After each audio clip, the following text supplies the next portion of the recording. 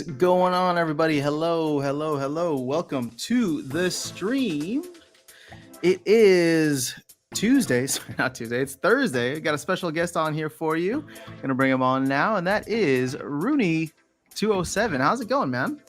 Good. Can you hear me? I can hear you loud and clear. Oh, okay, All cool. right. So let's go ahead and jump into things. Say hello to the folks in the comments real quick. We got Andrew Johnston and Wibble. It is Thursday, March 23rd. We had a major update this week. What are you thinking so far, RUNI207? How you been? Good. Well, I'm still trying to digest the DEC, or I'm in the replacement for the energy system, the ECR and things like that. Sure. Yeah, it's just trying to optimize that, and then just trying to consume the land white paper. Still trying to figure out the the MVP version, the player's minimum viable product version of it. Well, okay, let's start with the energy stuff because I've been looking at that. I made a video which I'll probably post a little bit later today, kind of analyzing where we're at from like an overall battles per day number and how we've seen that, I would say, come down somewhat significantly, and then we've also seen the overall number of daily active accounts come down too. So what do you like when you talk about optimizing energy? Now you don't have to worry about 100% capture rate in terms of your rewards. So is it just a matter of like how many battles do I play per day if it's not 24, or like what's your overall approach?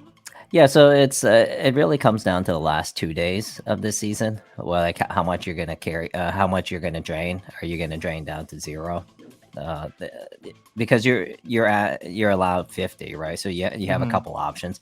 You can drain it down to 0, and then you can replenish it by, depending on your league, you can replenish it by buying the DEC increments for the next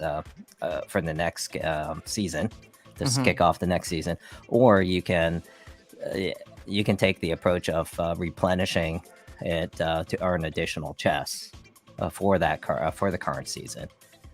So I think no matter what, it's a nerf, right? It's a slight nerf. Oh yeah, I mean, it's by 15% or so, maybe. So it's a nerf.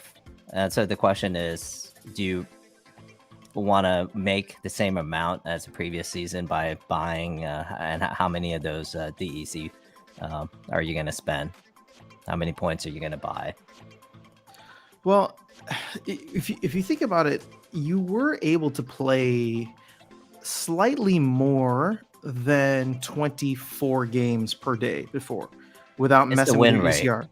It's the win rate that, yeah.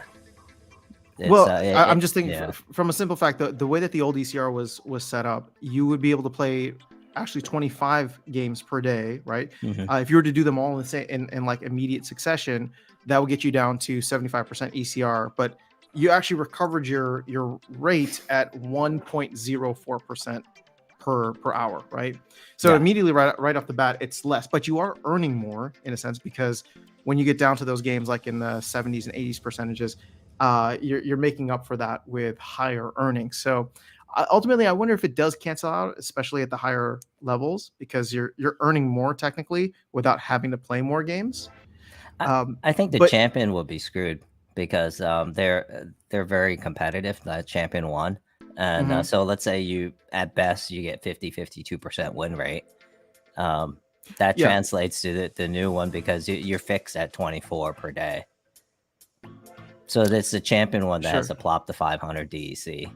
Well, it's really anybody that's chasing leaderboard, right? Oh no, these guys don't even chase leaderboard at champion 1. I doubt it. At their average win rate, like the average win rate at my level at the gold league is not as important in terms of this new change. It's incremental. At the champion, like why is win rate more important at the champion level versus any other level? Because in the past they can compensate it with more play. You get more number of plays, so you can kind of make up for it. Here you're fixed with 24, so you're forced to get like 12, 13 wins out of 24 every day, and it's a lot of pressure. It puts a lot more pressure on the champion 1. I mean, I maintain that I think it's the same amount of pressure no Yeah. matter what league you're in. Like Yeah. win rate matters now. If you're just talking about like the stakes are higher in champion, then true. But Yeah. that was always the case, right? That hasn't necessarily changed. It's just now you win significantly less per day if you can't, or you earn significantly less per day if you can't win. Whereas like again, it's the same in bronze. It's just a different proportion of the rewards.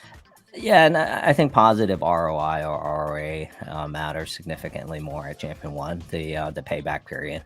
So that Sure, affects the sure. payback period significantly more. Yeah. Yeah, no, well, I mean, it's definitely a much higher investment, more significant investment in Yeah, because champion. when you're at bronze or silver, you're like, yeah, okay. All right, next season. We'll get it. Well, I'm only 8 chests short this season. Yeah, okay. Yeah, it doesn't really matter. But Yeah. do you feel as though the champion rewards are significantly better than lower tier chests? Yes, but not significant enough for Not someone significant to enough. for What someone. change would you Yeah. make to give them a little bit more of a buff? I think it'll take care of itself. I think Yaba Matt's a smart guy. I think he'll continue to creatively nerf the game. It's like when the old alpha beta folks started and the whole tournament, everyone is just eating off at the table and they're just guaranteed that it's just based on spending. And over time, he'll add some of the Web 2 elements, some of the traditional gaming piece into it. You see that with Soulbound, and you see that with the LAN piece. It's just become more of a resource management. It's like how much you can plop to compensate, and then when you have 75% of the lands common, and so it's like a structure. He's just prepping you mentally. It's a psychological. It'll just continue the game will continue to nerf, but at the end of the day, I think Axie, Illuvium, and Splinterlands will be the three The top three. OGs. Well, yeah, that continues to pay more than Gala. Like Gala will force you to buy Gala tokens. You have to hold the Gala the actual parent company token. And then these other games didn't start that way because they were trying to actually create more of as decentralized a mechanism as they can afford. Yeah. Initially, yeah. So. All right. Well, I mean, I don't disagree with what you said there, but you didn't answer the question. How would you buff the rewards in champion to make it fairer? I don't know. I think what Yaba's going down where he's doing 15% at a time. And maybe in the future he'll do 12. It's just like the Federal Reserve. It's like you're just going to raise interest rate, right? It's an inflation, and you're just going to continue to move that. And over time, at the end of the day, as novice, you don't earn anything. Bronze shouldn't really earn anything either, because at the end of the day, it's just I think I always maintain that the team and the DAO, the SPS DAO, they have a fiduciary responsibility to bring in new players to create accounts for either Nifty, or they create it for themselves. You can come and you can rent, you can have a certain trial period. New players, that's how new players. That's the free to play version for Web3. What Web3 is, and they'll continue to do that. And as they onboard that, they'll take away rewards from the lower league. So bronze and silver will. At least up to silver 2, they'll probably continue to nerf that, and then over time they'll just shift small increments. So gold will get a fraction, diamond will get a bigger fraction, and the champion will get a larger fraction. Okay, so you're saying instead of buffing champion, they're just going to continue to nerf all of the lower leagues to make them in line, but that doesn't really solve the ROI problem. Then, if people still spending high amounts of money to get into champion. Because I would say that we're at a point now where, I mean, Chaos Legion is sold out technically. So I wouldn't expect card prices to dip much more unless there was a major, economic catastrophe. I think cards will always be more expensive. Like the next iteration will be potentially $5 plus a voucher and $6. It'll continue to go up with inflation. So it kind of meets that fiat version of the inflation case.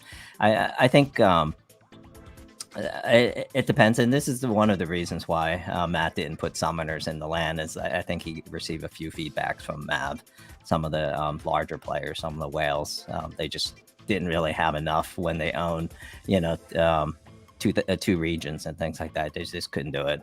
So.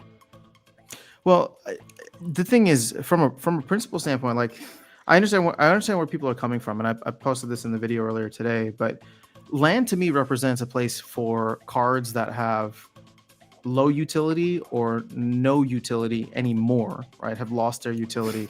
So we're talking about like the Venari Heatsmiths in the modern set, and like older alpha beta cards Sure. that are no longer as, with power It's creep, the they're no longer graveyard there. for all these cards. Yeah. Exactly. So this is a way to give those cards utility, and that was the whole point of land, right? It's just let Yes. the old cards make the new cards, which is why I'm actually very much in favor of his reasoning as to why he didn't make summoners kind of the gatekeepers on land. Now, Yeah. if you want to give summoners a boost because people felt like the team was kind of implying certain things left, in previous town halls, then I'm not against that. I'm against the proposal in its current standpoint, but just because I think 3x is a lot. But ultimately, like if you're Let's say if just you looking at pass it in a it. vacuum, I'm saying if you're just looking at it in a vacuum, then it doesn't it makes sense, but at the same time, the whole ecosystem gives a lot of value to summoners. And summoners can still be used and are required for every ranked battle. But sorry, go ahead. Yeah. So if let's say hypothetically it's passed, would that force Yamamat to implement it?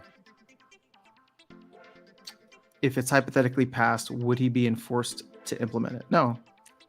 So The DAO what's doesn't have jurisdiction over Yeah. it. So what are the purpose of these council people that we elected? These 5 people, they have direct Well, that's access a cheap to. shot at the council, but No, I'm not. I'm not I taking a cheap shot at them. I'm well, saying. but I'm because it has saying nothing to do with the that's council. We didn't need the council in order to like, correct. we didn't need Correct. the council in order for somebody to propose this. So Correct. But I'm saying you could take the council out of the equation. no, I think it's a fair ask of the council to float it. They're an intermediary between Yamamat. Like instead of a Hmm. player having to spend 100,000 DEC to put up the proposal, they could just easily save that. And for things that have higher utilization, if the flat answer is no, Yamamat will not implement it under any circumstances, then what's the point of wasting the 100,000? It's just a simple question that Then therein lies the, I think, answer to your question. Like the council exists to ask Yabamat if he would implement it, and I believe he already said yes.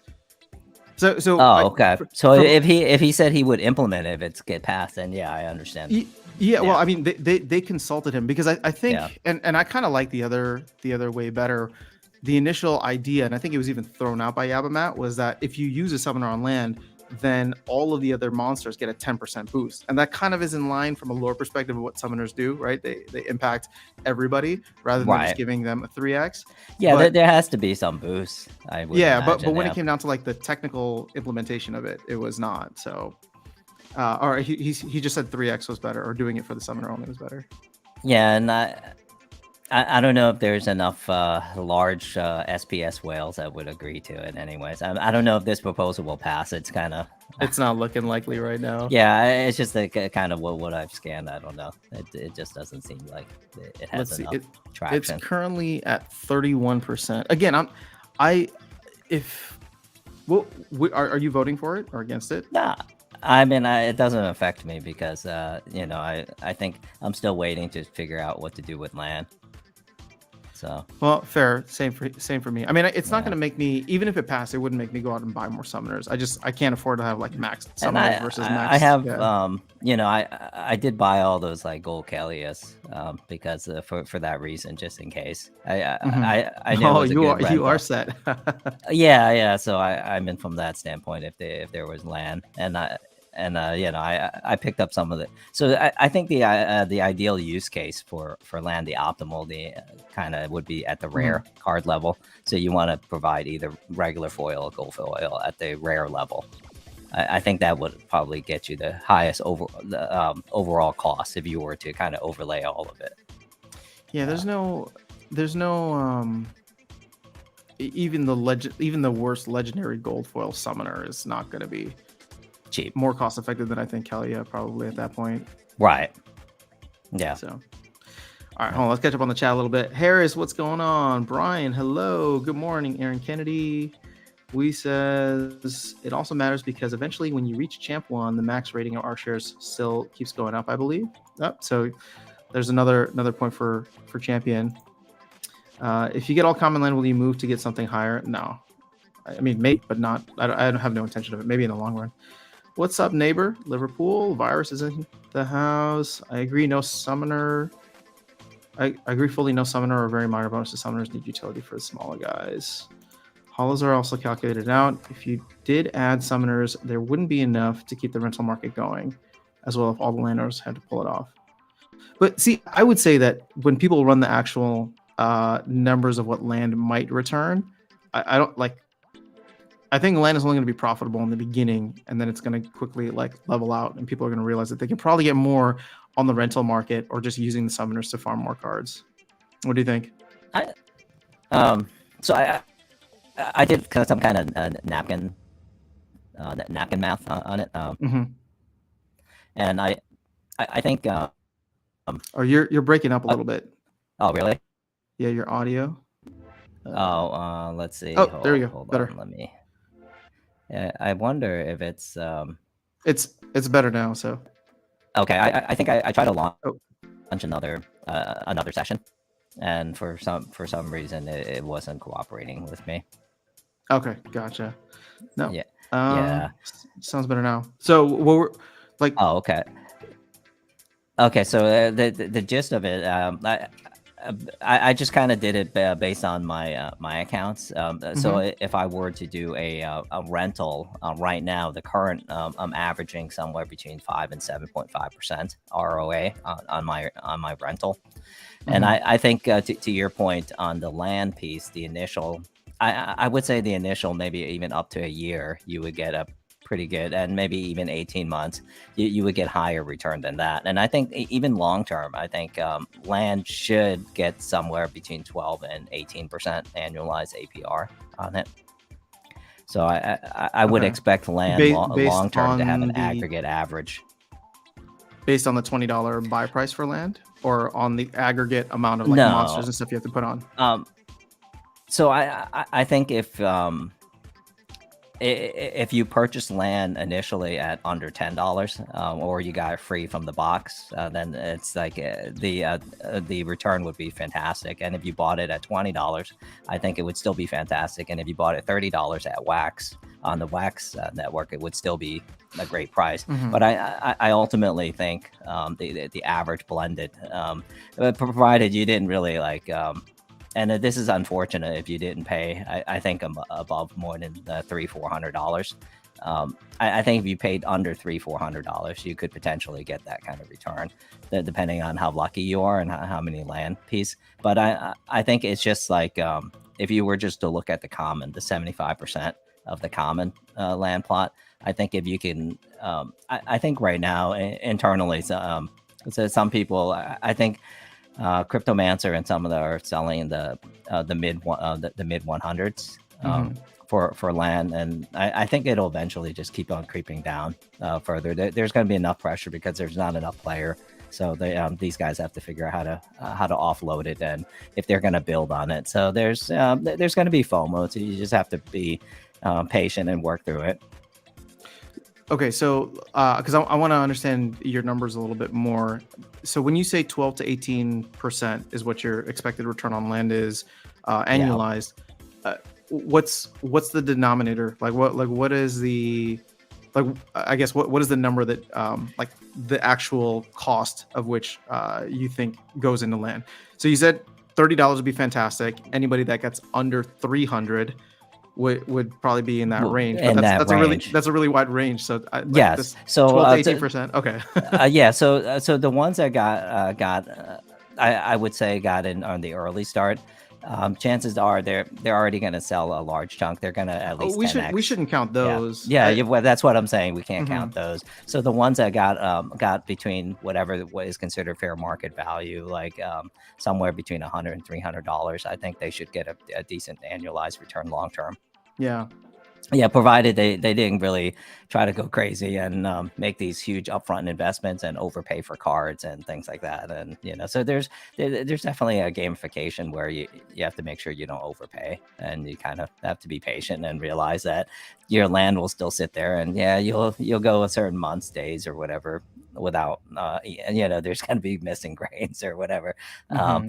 but you just have to focus on land is a long game, right? It's a marathon. It's something that will always be there, and it's a resource management. It's just something where all your bad cards go, they get dumped there. Yeah, true. Do you own any land? No, not No. right now. Okay, I remember you were planning to wait and see, right, and Yeah, run the numbers once everything's out. yeah. So, based on what you've seen with the white paper, has anything changed for you? We don't have any like actual numbers, but like, has anything changed for you from a standpoint of like you want to get in and during land phase 1.5, or you're willing to wait until land phase 2? I'll wait. I fundamentally believe like all investments, and this and Splinterlands is an investment. So if you don't get in on it and you don't make it, okay, yeah, I lost land. Mhm. I lost that opportunity. It's an opportunity cost. But there will be other games. There will be other opportunities within the Splinterlands ecosystem for me to allocate to Mhm. get that kind of long-term return. It's like I fundamentally believe that SPS has a better long-term potential, even though like this long term is like you kind of have to extrapolate it to a certain number Sure. of years. But I think over the many millennia, decades, or whatever, super long term, I think land will outperform SPS. But I don't know when that period will come where land will overtake SPS. You don't think they'll like do more land sales in the future and Oh dilute yeah, it'll the? be different. I mean, the secret of Pretoria will be some kind of NFT that you get that will kind of be some pretty cool reward that you'll get as a group piece, and it may be an item that allows you to either earn more, or maybe, who knows, it might be a direct ownership to the next land discovery. Who Yeah. knows? Okay. Yeah. Well, that's. But I they have to have know. land when you have more players. Base. It's just mathematics. Yeah. Well, speaking of players, I was just saying, like, I was looking at the numbers, and yesterday I think we had like 61,000 daily active users, which Yeah. is down significantly. Where where are you seeing? Because I know you've had conversations with several like large bot operators, and like where are you seeing this trend go over the next? I don't know. I hate to put a time frame, but we'll just say 3 months or 6 months to get to the summer and through the summer. Do you see that continuing to trend down from like a bot perspective? Is it just going to become less and less incentivized for them to do so? I I think it's not so much the bots; it's actually real players. That it's Real players actually, leaving. yeah. I Okay. think it's more you have fewer real players, and then you have bots consolidation at the same time, and then you have this huge FOMO pressure on LAN and the cards. And you'll notice, like, even my cards went up, I don't know, 4% or whatever, my total card Mm-hmm. value and things like that. So you have that piece, and then you have you have a group of people that are trying to figure out how to monetize SPS, and how to basically make money and dump it and buy. As you can see, like, it would not surprise me if price of SPS goes back to, it won't go back to its like all time. It won't go down to 2.3 cents, but maybe go down to 2.5, 2.6. Who knows? Mm-hmm. Yeah, Um, as well, they yeah. I mean, unstake, and there's no reason for them to stake anymore after they got the ruse. with the amount of DEC that's going to be needed for land, do you think that the flywheel will take or have any kind of significant impact this year before land phase 2 comes out, or by the time land phase 2 comes out? It depends on how good of a job Aggie does in terms of scaring people, making them nervous on land, and rebellion, and Mm-hmm. other pieces. But there may be a short period where you can potentially burn your SPS for some DEC. But I think in general, it'll take a lot more people to buy DEC and DECB and all the It's gonna take a lot more than most people anticipate. Well, I mean, I don't disagree with that. Like I'm looking forward to this summer, Q2 or Q3, whatever you want to call it. Just based on the amount of DEC that's going to be needed to work land. But just because the sinks are there doesn't mean that the demand is there. Correct. And we've already spoken to several region owners. Yeah, we've already spoken to several region owners that are only going to start with like 5 to 10% of their land and then slowly work their way. Yeah, like slowly Matt, work their way Castle Gang, Crypto Matt. Yeah. I mean, there's several of them that just won't have enough. But that demand will be there.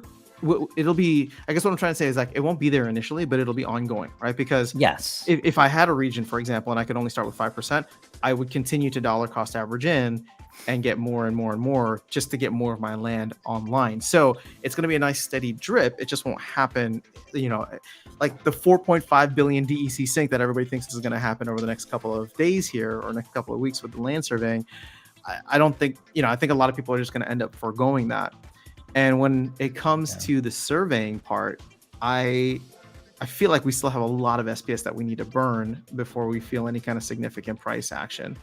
So and I also think like it's gonna take a while, and I think the good positive thing, the takeaway we can say is that it'll be a while before DEC would fall below 70% of peg.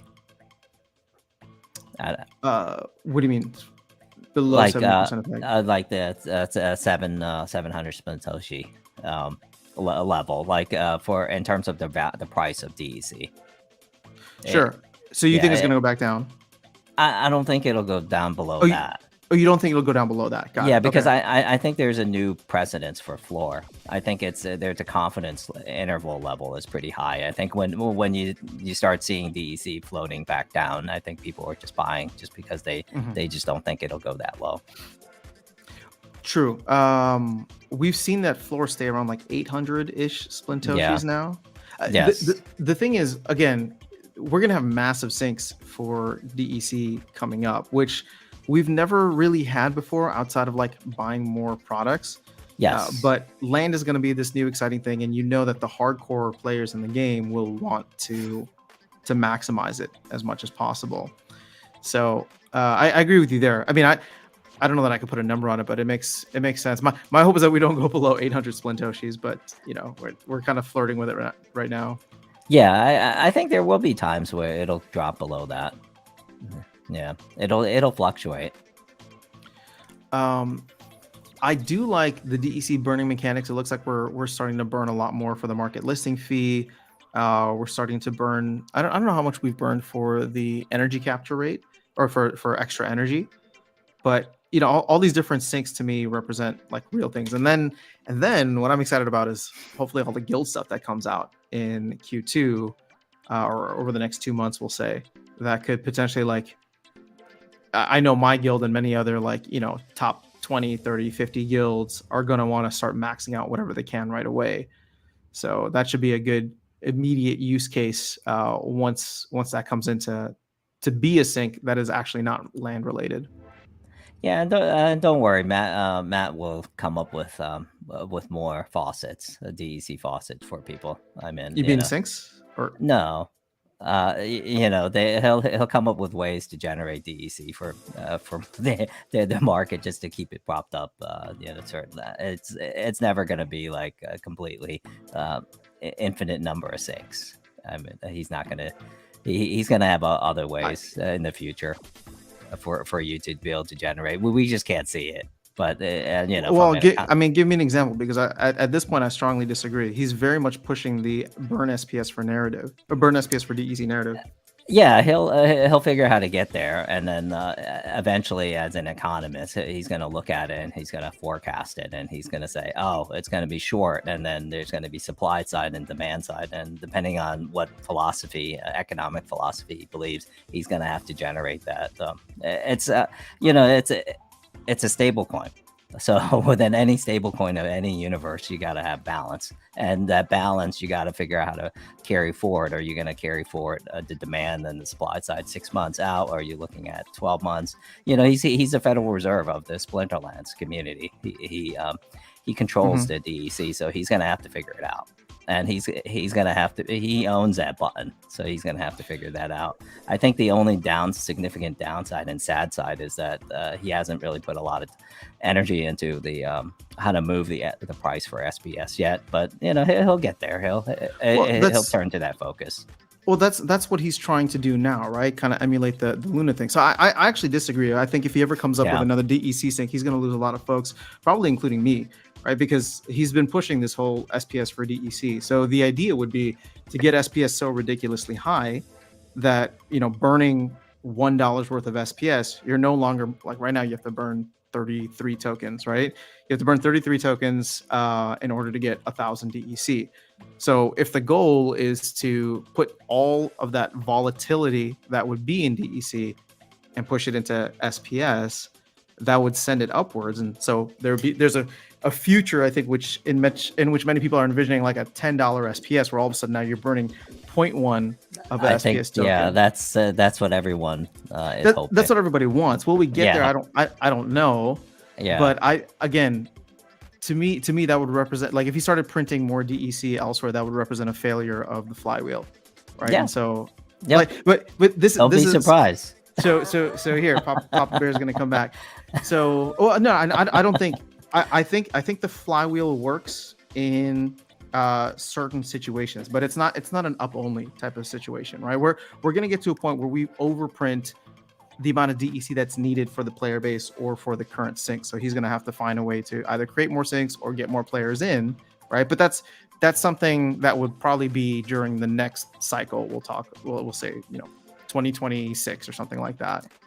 Yeah, and we'll see. And in the history of monetary policy, it does worry me that when you put the SPS burning as a principal method for pushing the price of DECs to its stable value or peg value. Well, and that's the sole utility of SPS. I think if anything, player staking and different types of staking like guilds, and I'm surprised he hasn't incorporated. Maybe it'll come in future LAN white paper, the use case for SPS within LAN. I think these are more of to me the primary principal use case versus the burning of that mechanism for the flywheel for the DEC for propping its value. I mean, I agree. I love the use case that was generated for Vruz that made people stake like an additional 30 million or 3% of the total SPS. So I love seeing certain things like that get people to stake it and have direct utility rather than indirect utility through DEC. So it's not that I don't think that the flywheel is going to happen. I think it will happen, but just like everything, it's going to go through cycles. My again, I don't see where you're coming from when you're saying that they're going to add in DEC syncs, unless, of course, we get to a point. You mean faucets? Sorry, faucets. Yeah. Yeah. Unless we get to a point where too much SPS has been burned, yet there's still not enough demand for it, like a weird version of stagflation within stagflation within Splinterlands economy. But I would actually say, well, then they would either do that or they would opt to vote to print more SPS. And again, either one I don't feel great about, but I tell myself that's a bridge I'll cross whenever that ends up happening. And the beauty of having like a lot of bots in your ecosystem is that the bot owners can control these economic triggers like stagflations and things like that. Yeah. So how? When you own enough SPS to be able to and you give them mechanisms, like if it's going to be on one of the top 2 exchanges and things like that, they have control over it right now, because the SPS is the market capitalization is like 30 million. It's nothing for a lot of these people. Sure. Yeah. All right, let's see here. Let's catch up on the chat. If summoners were hard to find, rentals may skyrocket. which I think will be good. Asset prices going up, I think, is the best marketing the game can do. I think they need to change the Yep, thinking, especially SPS. especially SPS. Yeah, I Yep. think they need to change the thinking. Not everyone is going to get a champ deck. Like True. me. Same. I mean, I don't think I'll ever play in champ. It's just too expensive right now. The ROA is not there. But there's the other side that if someone does have land, all right, cool. Price wouldn't justify the rental cost. What's going on with those? Icy flow. Summoners are too important and expensive to take them away from the gameplay from land.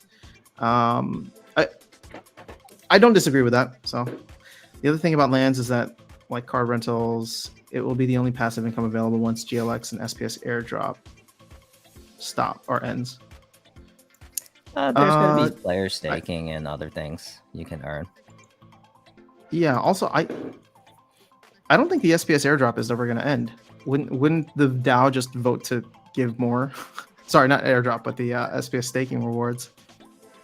Yeah, it's so it'll officially end from the DAO in 4.5 years, and then after that, this is where it forces the DAO and Matt to come up with the player staking and the borrowing and tournaments and others. They'll have to have a minimum floating around. The only problem is I think the top 50 SPS holders will really have the DAO by the throat. Well, yeah, so that's going to be dominated by the largest holders. But I would assume that the largest holders would vote to give themselves more rewards out of the DAO, right? Like not necessarily. More rewards for staking. Well, because and the justification that they're going to use is if you want people to stake SPS, then you need to give them a reason to. Not all of them are going to be greedy. Well, I'm not even saying it from a greed standpoint, right? But here's the thing: how would you incentivize lower level players or lower asset holders in order to stake, right? You would put that in so that it's something that is desired or incentivized for everyone across the board. Now, I think a simple problem, or a simple solution, had we never been in this problem, is you just if you had never given SPS or vouchers to the node licenses. I think vouchers could have been enough to keep SPS staking for years, right? Yeah. If you had never given them to the node licenses. But I just wondered which one sat on Matt's bad shoulder to give him that advice. Yeah. I was hoping that they would do this with the GLX side, where the voucher token there, GLGT, would only go to GLX staking because that lasts for a year versus 5.5 years. And then the GLX node licenses should be the ones paying out GLX or more GLX. Just so that there's kind of like a separation there, not dilution across the board. Where I get it, they're trying to incentivize people to hold both, but you can do that by having specific items that are given out to each of them. And I think that might even be more effective in many ways. Yeah, and I'm sure one of the top 50 SPS holders, the individual's probably thinking how to become the nifty arcade of SPS. Mm-hmm. Yeah. Aaron Kennedy saying, "Did you guys fill out your ruse? I'm still waiting. Need 180 more." I got everything that I could, and then I had to buy some off the market. But I have a gold version now, or not gold foil, but gold level, and I'm happy with that. Winter Yard. I saw this. 36% voted against surveyed land SPS rewards. That made me sad. There are people that just they just want to truly have passive earnings. Yeah. I just strongly disagree with it. Land in one form or another is going to be out, and this is just not the way that it should be played. I'm covered on ruse. Nice prices at 50 cents. Rift Summoner, what's up? Dice 12, DJ, what's going on? Alicia's, everything is linked with how fast the SL team can deliver content. As current, what we see is new shiny stuff, FOMO for 1 to 2 weeks, then nothing, get out for a while. People go back to being bearish. I mean, what's your review of the first quarter? I thought that, again, there were definitely lull periods, but for the most part, I was really happy with their release schedule, and what they were able to put out over the course of 3-ish months. Yeah, I think the team did the best they can with the resources, and yeah, I don't think I have anything negative to say on that. I think to the previous point, it's just what it is in the world of Splinterlands now. Yeah. Yeah, they just don't have enough players, enough active accounts. Not so much like real players, just total accounts. They just don't have enough to consume and to kind of manage the whole thing. Yeah. Well, it grew bigger than, I mean, they bit off more than they could chew during the last bull run, and I feel like we're finally contracting now to a good, healthier economy, or like size of the economy. Yeah. That can grow much more organically and naturally over the next couple of months or whatever. Yeah, and also the Splinterlands community and the team, we're not the only one experiencing this problem. I mean, Axie has 500,000 monthly active, and Gala has 1 million monthly active. And I think Splinterlands could be somewhere around 200,000 monthly active player base. So, they all have their growth problems. Yeah, what I would love to see though is for Splinterlands to start rivaling, the Axies and Galas of the world. The problem I feel is it's right. Nobody wants to deal with Hive. Everybody's like an ETH whale. Not ETH whale. Everybody's just like on ETH versus Hive. Yeah, maybe there's a narrative to change that over time. Hive may catch traction. Maybe one of the developers like the idea. Yeah. All right. Icy Flow saying spellbook purchases and signups look much better than 12 months ago. That's solid. There can never be too much SPS burnt. I mean, in theory, I agree with that. But we just need to make sure that the amount of SPS being burnt is inversely proportional to the actual demand that there is for SPS. But yeah, ultimately, I mean, Matt and Nagy are going to make sure that they balance that appropriately. And it's never going to get to a point where like all of a sudden we burn 2 billion in a day and then they have to figure something out. A lot of this is going to be Titanic style. You see the iceberg coming. Can you move out of the way in time? Although that's a bad example because they did not move out of the way enough. But yeah, my point. You'll see it coming from a mile away, and they'll have time to adjust. That doesn't mean they'll always get it right, but they will have time to adjust. Brian saying, "Hi, RUNI207. Do you think Gold Flow Summers have enough utility to hold its price if the proposal does not pass? In my opinion, the only utility now is brawling, as the 5% boost from ranked battle is not worth the cost. He holds some gold foil Kelia as well. What are your thoughts on that for him?" I think it's 10%, right? Boost from ranked battle on the but maybe whatever the piece. I think gold foil. I equate gold foil to the land, so it's a long term piece. So you have to hold it, you have to play it and use it for a very long time before you can get that utility. But I think if you look at it as a multiple of the regular foil, in some cases it's actually cheaper to buy the gold foil. So you kind of have to do the math on that. Depending on what level too you're trying to get to. But should always check the gold foils. Yeah. Aaron says this quarter may be the most bullish I have felt on SL to date. Yeah, Aaron, I'm actually with you. I would say that I'm very, very excited for Q2 and Q3. They've done a good amount of release. They've done a good amount of release. What they have on the roadmap is fantastic. From a macro perspective, we're seeing banks fail, and I just seeing the banks fail is something that normally would give me pause. But the fact that everybody's rushing into Bitcoin has been quite bullish for me when it comes to looking at crypto. So who's going to earn the first bank in Splinterlands, the land itself? Who's going to earn the first bank? Who's going to build the first bank? Yeah. I don't know. As a building.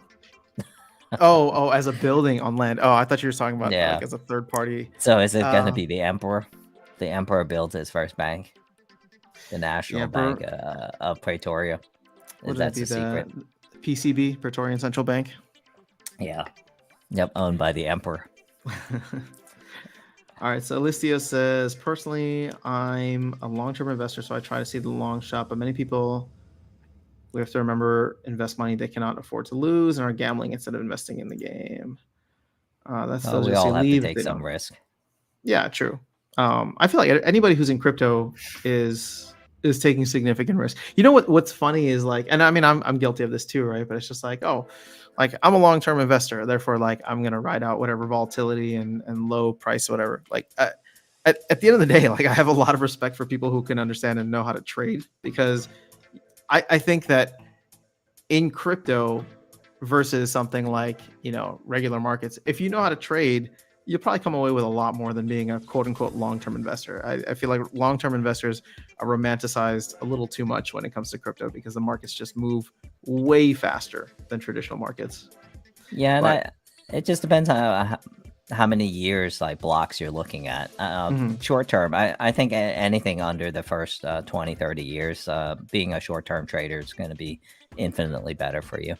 But I think over a longer period of time, it'll be hard to beat the time in the market. I think fair, yeah. Peter Lynch, Warren Buffett, Ray Dalio, everyone has has proven that. Well, when you're looking at less aggressive investments like buying index funds or buying even just like top tier stocks, I agree. Within Splinterlands, though, people invest in a lot of different asset classes, right? So you have something like SPS, which is your proxy for the entire space, your kind of index fund, right? And then you have lower tier things like land or node licenses or what's that called? Or cards specifically. And cards to me are the most volatile. You can make a ton of money on cards if you know how to trade them. But anybody who buys cards long term, to me, that represents too much risk. Again, this is just for me, right? It represents too much risk because of the meta changing,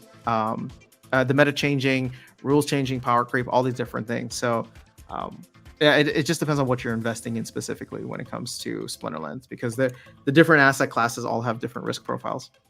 Yeah, and it's also important to try to get in and when it's lower or relatively.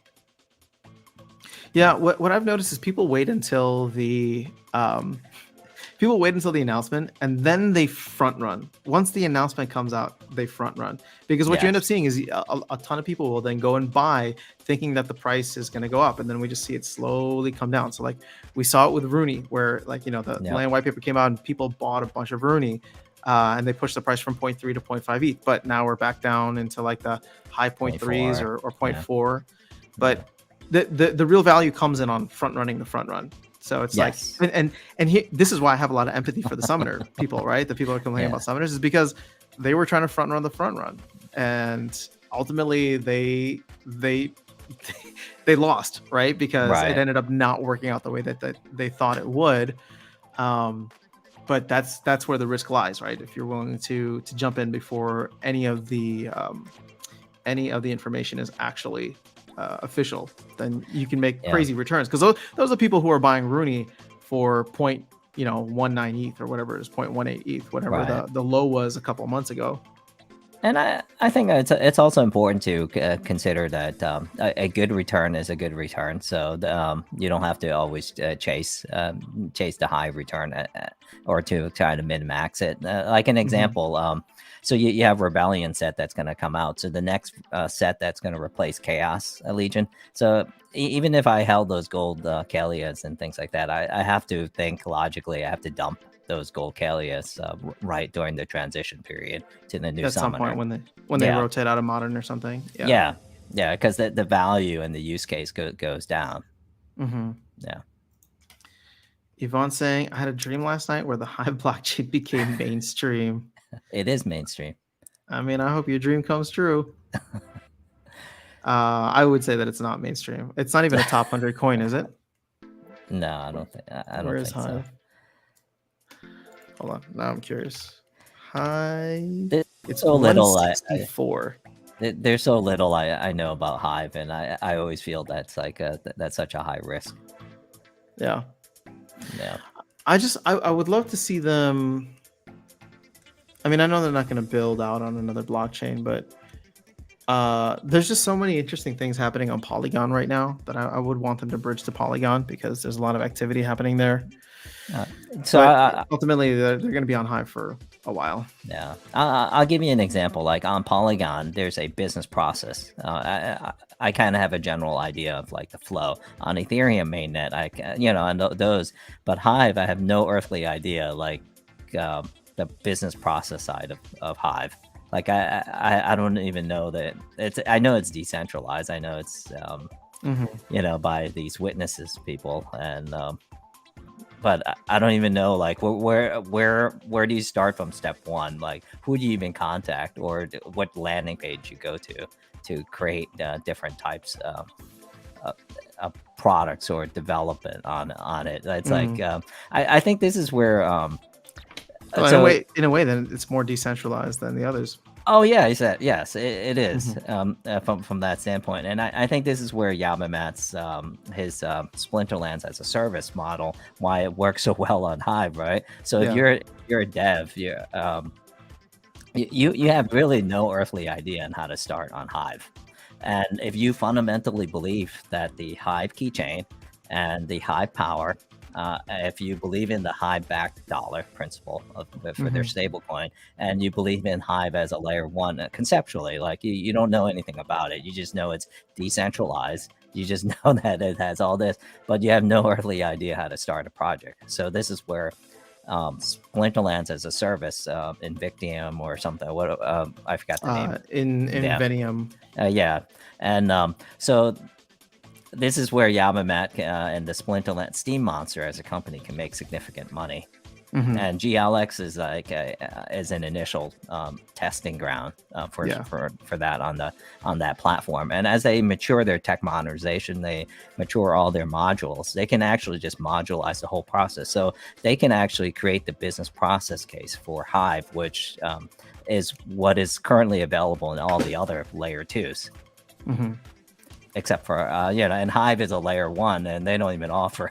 There's no and they don't even mechanism. Offer it. Yeah. Well, that's where I feel like a lot of value could be brought then to like the SPS chain that's being built, right? Where you have a decentralized layer of Hive, but if you have a company like Splinterlands that creates that business essentially that allows people to get on easily, the question though becomes like, why would any company choose Hive? They have to they have to believe in the principle, the tertiary principle of Hive, right? So one is you're looking for something that's completely decentralized. You can't reach it. You don't even know. You just know this witness program. There's no single landing page. You can't even make sense of peak D, and you have no earthly idea like how to even build it. But you like the idea of the Hive keychain. Yeah, you understand the security mechanism, right? And okay, granted, it has not been vetted, it has not been tested, it has not been pen tested, it has not done any dev scans that has been publicly published, right? So you don't really know the attack vectors, the exploits with the Hive keychain. You don't know the prime number sequence that is kind of used and the algorithm that's built to ensure the encryption, the tokenization of it, right? The process. But if you believe in principle, the Hive keychain, and you believe in those top 3 bullet points, then you're looking for someone to handhold you into Hive, because at the end of the day, long term, Hive could potentially be cheaper than Polygon. But Polygon is easier to use. So I agree with that. There's 2 major things that I think Hive offers versus many of the other chains out there, and these would be the things that I would bet on if it comes to Hive. The first of which probably isn't as big of a deal, but some people like it, is the fact that you can go and choose a username, right? So it's a lot easier from like a social perspective, and that's why like Hive has this whole like decentralized social media kind of approach where you have the blogging, you have Legal Finance trying to push their Twitter version of Threads out there. So I would love to see more stuff kind of grow where people can build a brand around like Aftersound or Foyer or whatever your username is, or username that you choose, rather than a string of characters that is my ETH wallet or my Polygon wallet. So do you believe in the future of username, which is PFP? I mean, I believe in the ease of use when it comes to using literal characters. But yeah, I mean, I also think that PFP is something that unfortunately we don't have on Hive. But I mean, that's where Polygon's moving towards. Yeah, and I mean it's Yeah. dominating. It's dominating on ETH, and you're seeing a lot. You're seeing a lot of. I mean, like Twitter, for example, right? Twitter, Meta, like they're all kind of moving in that direction where you have like these NFTs. Again, I'm not saying that one is necessarily better than the other, but I am saying that there is utility and value Well, for being from able a to like. security Yeah, standpoint, PFP is more secure but why? because it's something you hold in your wallet versus a username. It's just unique to the universe. It's not unique to. It's not 100% unique. I would disagree because I think at the end of the day, it just comes down to the keys, right? Keys to the wallet. So if you keep your wallet that's holding your NFT, if you keep those keys safe, and you can keep your Hive keys, which are generated for you, safe. Now, again, I'm not talking about the other. But that's only one factor. PFP adds a multi-factor authentication process. Multi-factor authentication for your login, your credentials. Like, think of one of the most difficult things to achieve in life from a security standpoint is the username and password, your authentication. Think of like how difficult it is, like to dance around the concept of password. But we don't have. The thing is, you're going after passwords here, but there's no passwords on Hive. There is. There's passwords on Splinterlands. Yes, but there's also. But there's no passwords on Hive. Right, but you can bypass that by using your email and your password, the original password you created, which a lot of players forget. Sure. But again, we're talking about a point of failure that is not on the blockchain itself. It's on a website like Splinterlands. It's on a website like Leo Finance. So therefore, that point of failure would be on Twitter or Meta or all these places that are authenticating the PFP. So again, is our Twitter and Meta's security better than probably something like Leo Finance or Splinterlands? Probably, and that's not to throw shade. It's just they have more resources. Yeah, and they have a lot more users. But at the end of the day, it just comes down. Yeah, it just comes down to like your key, right? So, I mean, do you think we'll ever see PFPs on Hive? I mean, is that even something that's possible? I think if Rooney and Yavimat had anything to do with it, yes. Probably. Yeah. Well, we're seeing it on the second layer, which is the Splinterlands website and servers. Yeah, and the SPS chain will eventually maybe move to SPS chain like that. Will have it. So see, I view that as like, Splinterlands, the website hosted on Amazon servers, is going to be the same as Twitter hosted on AWS. Yes, and this is where people fundamentally, if you believe in Hive and the Hive security, the Hive keychain, this is what I was referencing earlier. If you're a dev, you believe in that principally. This is where Splinterlands as a service, it separates itself from an onboarding to Hive. Yeah. So hold on, I was trying to make 2 points earlier, but the first was the username, which fine. I think there's a lot of value to the PFP with the whole NFT movement. But the second part is, and I know you're going to push back on this too, but I think the feeless feeless transactions, right? Essentially that are backed by resource credits. Right. So, high power. Yeah, or high power. So I think Splinterlands has actually created something brilliant here where new players can come in and they don't have to buy any high power. They can just play the game at the most basic level. And so if they're able to build that out and essentially scale that for any company that wants to come in, then they are the quote unquote app store, right? In many ways for Hive. People come in and they can build something without having to worry about users needing high power in the first place because they have that whole delegation infrastructure in place. Yeah, and this is one of the reasons fundamentally why I believe Jarvie and Peak Monster has a huge comparative advantage over even Splinterlands as a company. True. He holds a lot of high power. Well, I'd love to see what else Jarvie wants to build out there. He's so focused on Peak Monsters, but I feel like he could build a lot. I think he's in such a large comparative advantage over Splex or anything when it comes to that, because he holds the quintessential element that makes him so unique in our space. Yeah. All right, so let's catch up on the chat. So Alex is saying, I think the Canadians will have something to say about that before it happens. I don't know what we're talking about anymore. Oh, you're talking about Alex's, you're talking about Yvonne's dream that Hive becomes blockchain. Why would Canada be very anti that? RUNI207 credit union. You could have the first one. Build it on. I don't think I like the concept of modern credit unions. I've used to work for the biggest ones. Yeah. Oh, well, there you go. Sorry, Aaron Kennedy. It's not going to happen. So Yvonne says, I believe the team has a vision for summoners on land that is a little more special than just PP boost. That's why proposal got downvoted so much. Yeah, I mean, again, I think summoners can get interesting benefits on like land phase 2 if people are willing to be patient. It's just I can understand where they're coming from right now. Over the next 6 months, they want as many monsters on land as possible, so they remove the summoner gate. Just kind of curious, where do you see the evolution of arenas on land play? Like, how do you see that if you were to try to forecast it 10 years from now? 10 years from now? Yeah, the building itself. Yeah.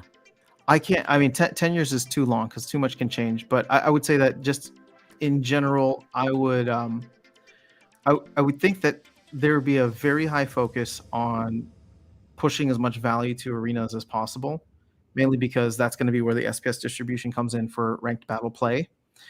So I think arenas are going to be the focus of like the DAO in the future. I think there's going to be a lot of like DAO proposals on what the arena can and cannot do. Coolest thing. I think I think that's probably the coolest thing that's going to be the flagship. I think for land, because you can have like 3D battles, 3D arenas. You can have your cards be animated in the future. You can have a lot of overlays, a lot of VRs, ARs. Well, yeah, I mean, sorry, fine. If you do want to go 10 years out, it'd be cool to have that. But I actually would love to see certain levels of sovereignty that are given to arena holders. So let's say I have on my plot of land an arena, and I want to host tournaments on that arena for whatever reason, right? Maybe not even like financially, but I would want to like be able to use the arena to brand the arena in a certain way, right? Bring in sponsorships, line up banners and stuff like that on the arena itself. And then I would have full sovereignty over that because I own the plot of land. I've invested in the building. And I think there could be some cool things in that or sense. Guilds be the home. Or the home base for guilds. Too, yeah. You get like a guild can select a particular land arena to be their home, and they can negotiate with the and rebrand, all that stuff. It's like what Bulldog is doing, but this is like infinitely on steroids. What that's actually fascinating. Oh, that is a great so point. it's like so land. I actually talked to a buddy of mine, and again, these are like non-Splinter Lands people. They're sports guys. They're into arenas and stuff like that, and they're just so fascinated with the Splinter Lands thing. And I always say, why don't you just put some money and just play around with it? And they're like, no, I don't have time. But they're because you think about it from like obviously like an NBA or NFL perspective, right? Like the arenas are owned by someone, the arena naming rights are given to somebody else, right? And the team is a function of the broader like organization. So there could be the after sound land plot. Meetings, all the stuff. There could be like the after sound land plot, right? That I have. So I own the building itself, and I've paid for the building maintenance and all that. Yeah. The building's naming rights come from who knows? Like let's say Peak Monsters, right? So it's the Peak Monsters arena that is home of the Archmage Arius Disciples Guild, right? So in the same way, like you could have so many different like overlaying things on there, which would be really cool.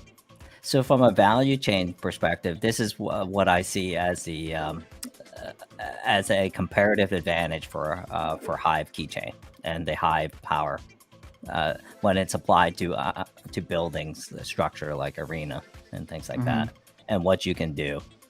So I look at Splinterlands as kind of a long-term investment piece. So I think like to some extent, assets like cards and things like that, there's higher risk long-term to kind of hold on to them because the team hasn't really figured out what to do with them. So they created this land product and they're still in the early thought process. And you look at the white paper and things like that, you read through it, and it's still going through iterations. So I think we don't know, and I think the team tried their best to add value to the original holders, the original people who contributed. It's like an example is like those who gave Splinterlands at the original $1,000 was they're worth significantly more than people who give them $1,000 now. Yeah, no, for sure. So Lucio saying, I'm not saying hodl and never sell. I mean that what I have invested in SL is a very small portion of my portfolio, and I will not go bankrupt if the game dies. Oh, Elysius, I wasn't sorry. I wasn't trying to like call you out specifically with that rant earlier. That's not what I was getting at. I think I've seen again, not from you, but just a lot of like, we'll call it copium around like, this space where it's just like people have, it's a sunk cost fallacy where they've already have their assets in here. So all of a sudden I have to be a long-term investor because I need to make whatever I put in back. Whereas like if I'm willing to sell, there were many times in which I could have, I could have traded SPS between a couple of months or a couple of weeks ago. And now that would have been a 20% return, which is that worth anything in crypto? No, but is it worth anything in, traditional finance? Yeah. Who wouldn't want to get a 20% return on like holding SPS? But, I agree with what you're saying. He's saying don't be gank. I'm not saying don't be gank. Oh, for being a holder? I mean, gank does his thing. He's had success. Yeah, I think gank tries to get things when they're valued. Mm-hmm. Speaking of Hive, did you see Justin Sun's legal drama? Hive dodged a bullet by getting him out. Well, yeah. Well, he was in Steam, right? I don't think he ever had anything to do with Hive, but they forked it. Right. I always love you guys' healthy debates. Wish most of the USA politicians would debate like this. It comes from a place of mutual respect and wanting the best for the ecosystem, which you would think that politicians on both sides of the aisle would be able to have that kind of debate too. But unfortunately, we don't live in that world. They're being controlled by their own DAOs. Yeah, by their own DAOs. David, what's going on? Have a great day. I'm actually going to try and jump on Fortnite today just because I think I'll have some time later this afternoon. So if you're there, let's play. What do you mean after sound? Your keys are your password on keychain. Yeah, but again, have you ever put your password into MetaMask? Yes. Keychain and MetaMask work the same, in my opinion. You enter your keys and then you put a separate password. No, they're infinitely different. MetaMask is terrible. Well, I'm a security professional. Fair. Okay. I can definitively say, that MetaMask is worse than Keychain. Yeah. Okay. In terms of the architect, the design.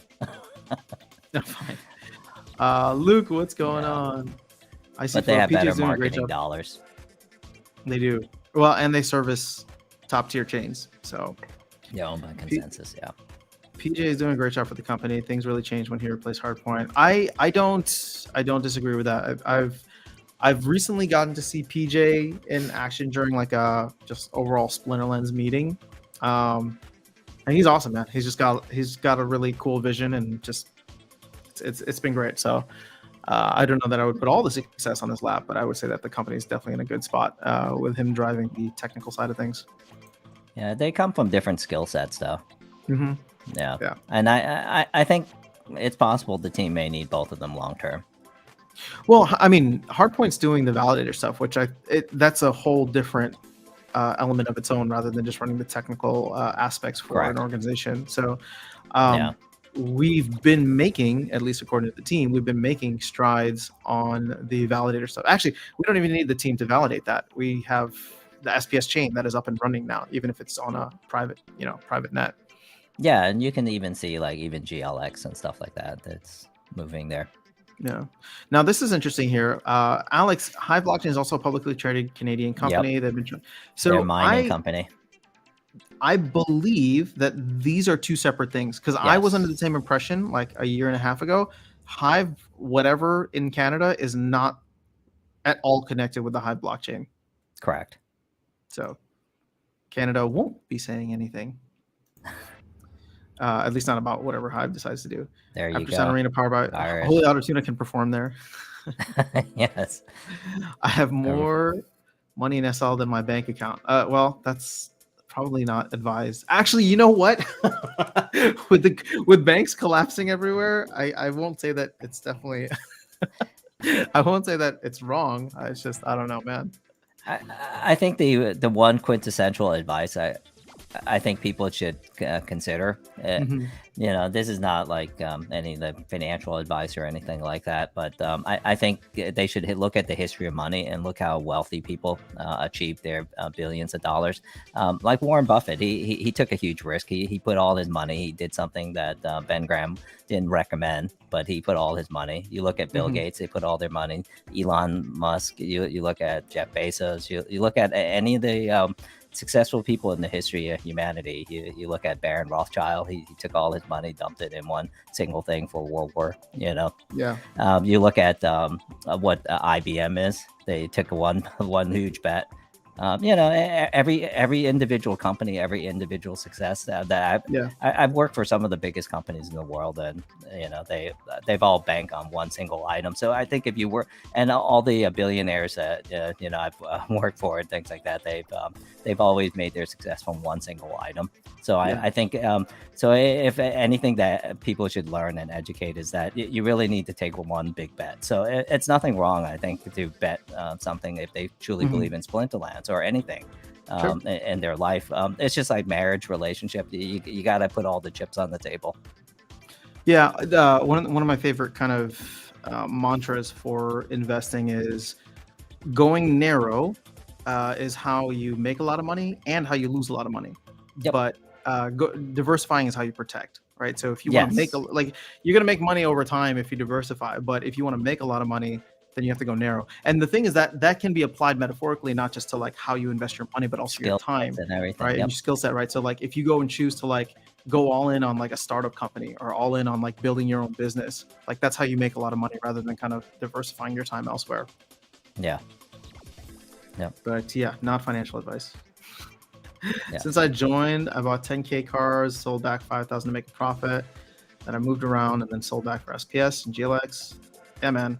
Are you how are you feeling about the GLX platform right now? We saw the token collapse down to like 2 cents, unsurprisingly. It'll fluctuate and it'll have more volatility. There's just like a SPS, and the game hasn't gone live yet. So and it's still I guess if you were to hold on, the APR is still good on it. So if you were to stake the GLX. It's just getting so diluted now with those extra pack rewards. I was really against that. People are just so impatient. I mean, I know that they're trying to get more packs. What's funny about this whole situation is just like, who voted to get more rewards for pack sales? And then you had that exploit that happened because you incentivized people to go and game the system to get more packs because those rewards existed. So. They have to know that, and I just wish that I think sometimes the team would spend a little bit more time in consideration. But I always know, like, companies in business, they're always just rushing through things. They know that certain things, and this is why the MVP process it's good. I'm not even pinning that part on the team. The team is responsible for not like providing enough liquidity and seeing that, but I'm just talking about like how many people voted to get extra pack rewards. Like, that's what I mean. The team should say something about that. Well, I'm just saying, like, if you voted to get more pack rewards, and then this exploit happened, you're also partially to blame. Sorry, just being real. Like you incentivized that kind of behavior, or you made it possible to incentivize that kind of behavior. So and I'm just waiting for the day where the top 50 SPS holders will come up with some scheme, and the community will just fall apart on it and have differences of opinion, and it'll just be forced down 68% of the votes. You know what's so interesting is about an hour ago you just said the top 50 people will never be so greedy. So what changed? Some. What changed in the last hour? You're calling them greedy now. No, I'm saying it could happen. This is, they change the position. It's just like the emperor of the land can change. No, so you saying power's going to go to their head? Yeah, the power's already gone to some of the heads of large stakeholders. I'll say that. Money has a funny thing. But I do have most in real estate. Well, real estate is good until they tax you, but it's good. Yeah. RUNI207 talked about DAO takeover earlier, and to be honest, that's the part I'm most afraid of in the entire ecosystem. I just hope that no bad actor would ever have the majority of the DAO. Well, you can't have the majority of the DAO. You can have the majority of SPS staked, but still, you would need to get 66%, right? 67% Yeah, no. of all SPS. Also, I think you'll have to forecast it to eventually the DAO, the SPS DAO will become so large that they'll have to delegate it to council team. So this is kind of, I think, the Splinterland's first foray into testing the concept of the council, the delegated role of the executive team. Fair. Yeah. Wilson, it'll all come down to that. Yeah. Wilson saying, I trust my money in SPL more than banks for sure. Well, I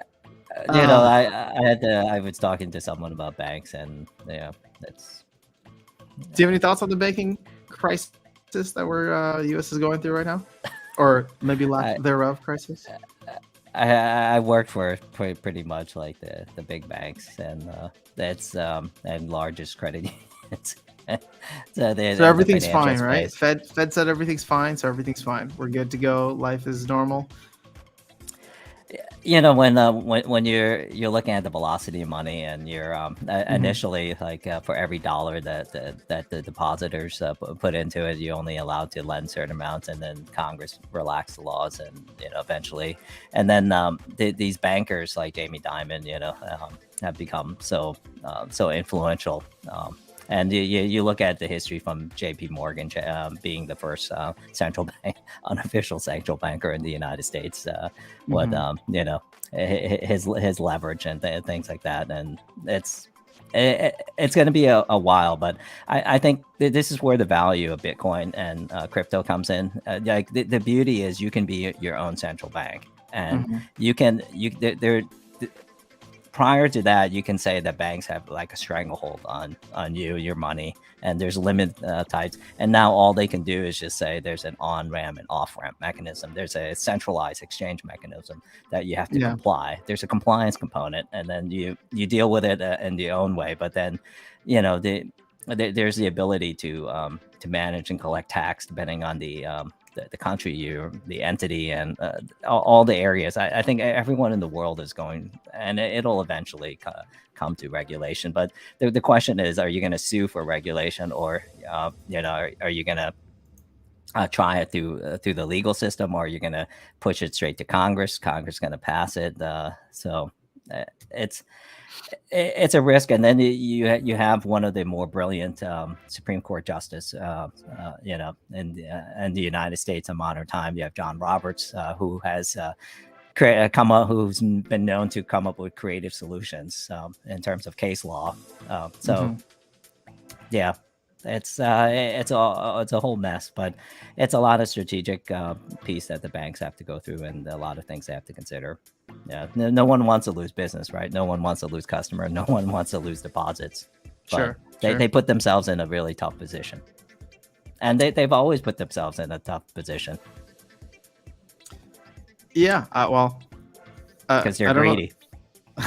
There's no denying that.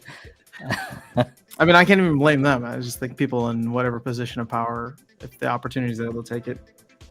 Yeah, I mean, look at it this way. Like, if you're the Federal Reserve, you create these types of I bonds, you create T-bills, you create different treasuries, you create different types of CDs that, short-term securities or assets, or that type of exchanges. So you create all these mechanisms, and then now it could potentially be diminished. So your role as a central bank, and then you have all these bankers they own, and then you have the president of the United States and Congress owning, I think, 20% of the central bank, and then so you have a lot of complexity in the voting structure, and and then but you still haven't alleviated my fears yet. Are we through the crisis? Is it done? No, I don't think it'll ever be done. It goes through cycles. Okay. So are we just in the next down cycle after 2008? Yeah. And then the banks will be rescued, and you have the money printing. It just goes through that that's cycle. good for Bitcoin. Let's go. Let's go for crypto.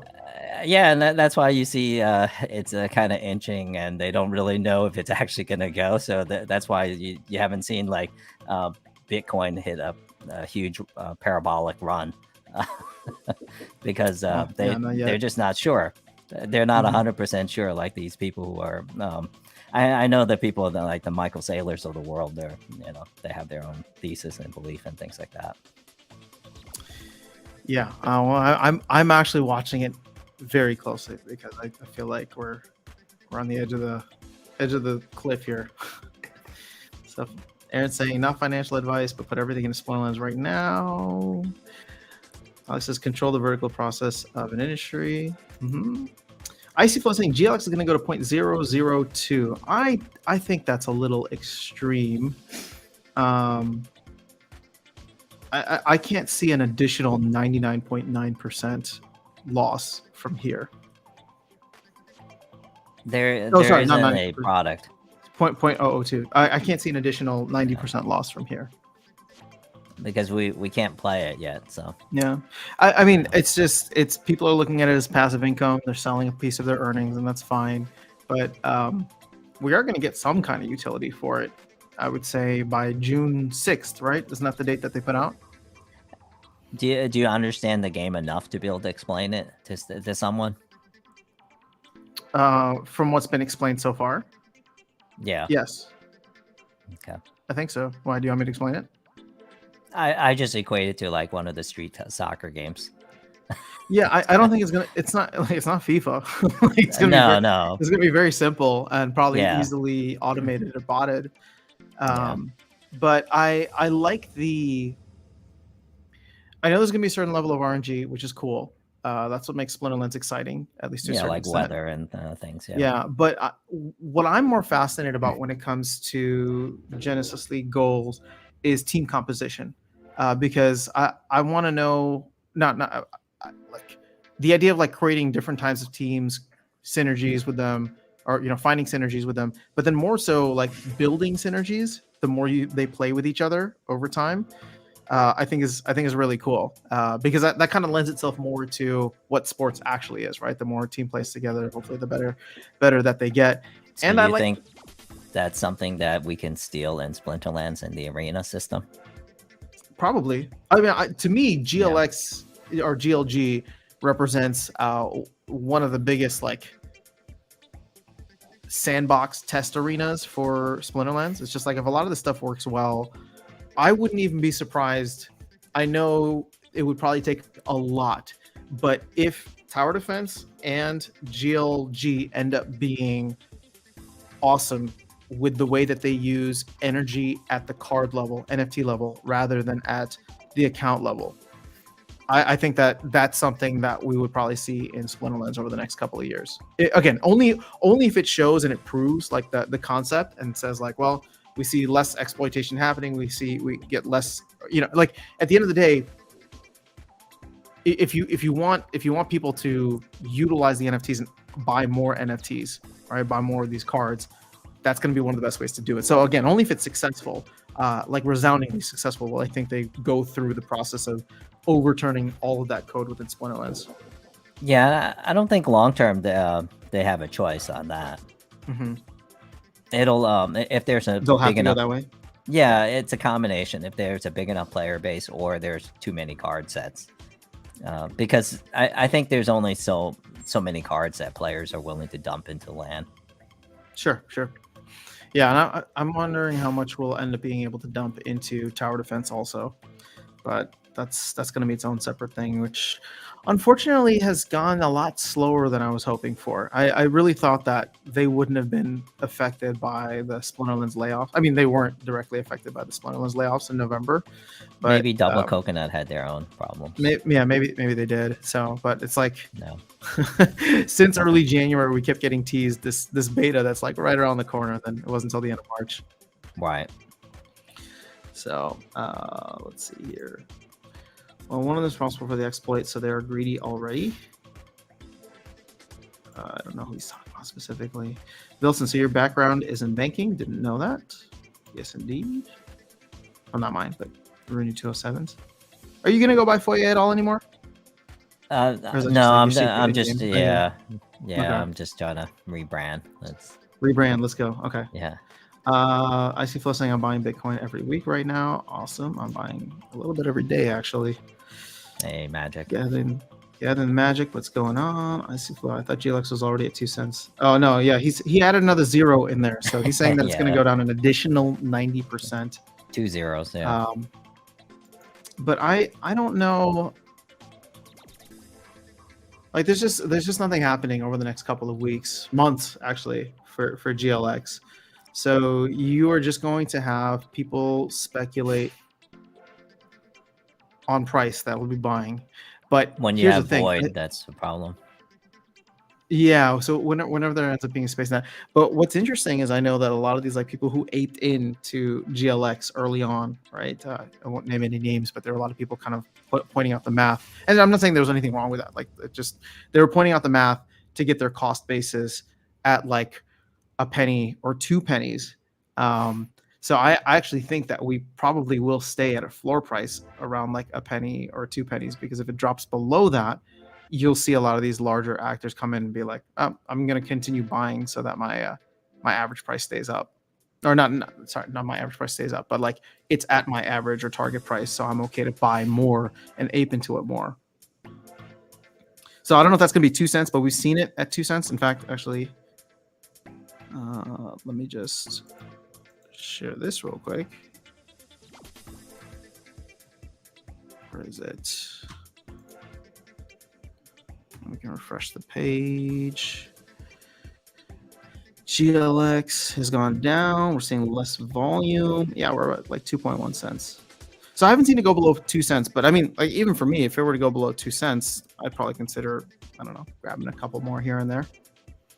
Although I'm running out of things because I'm using my vouchers to buy DEC batteries right now. It is a good exchange. Yeah. Yeah.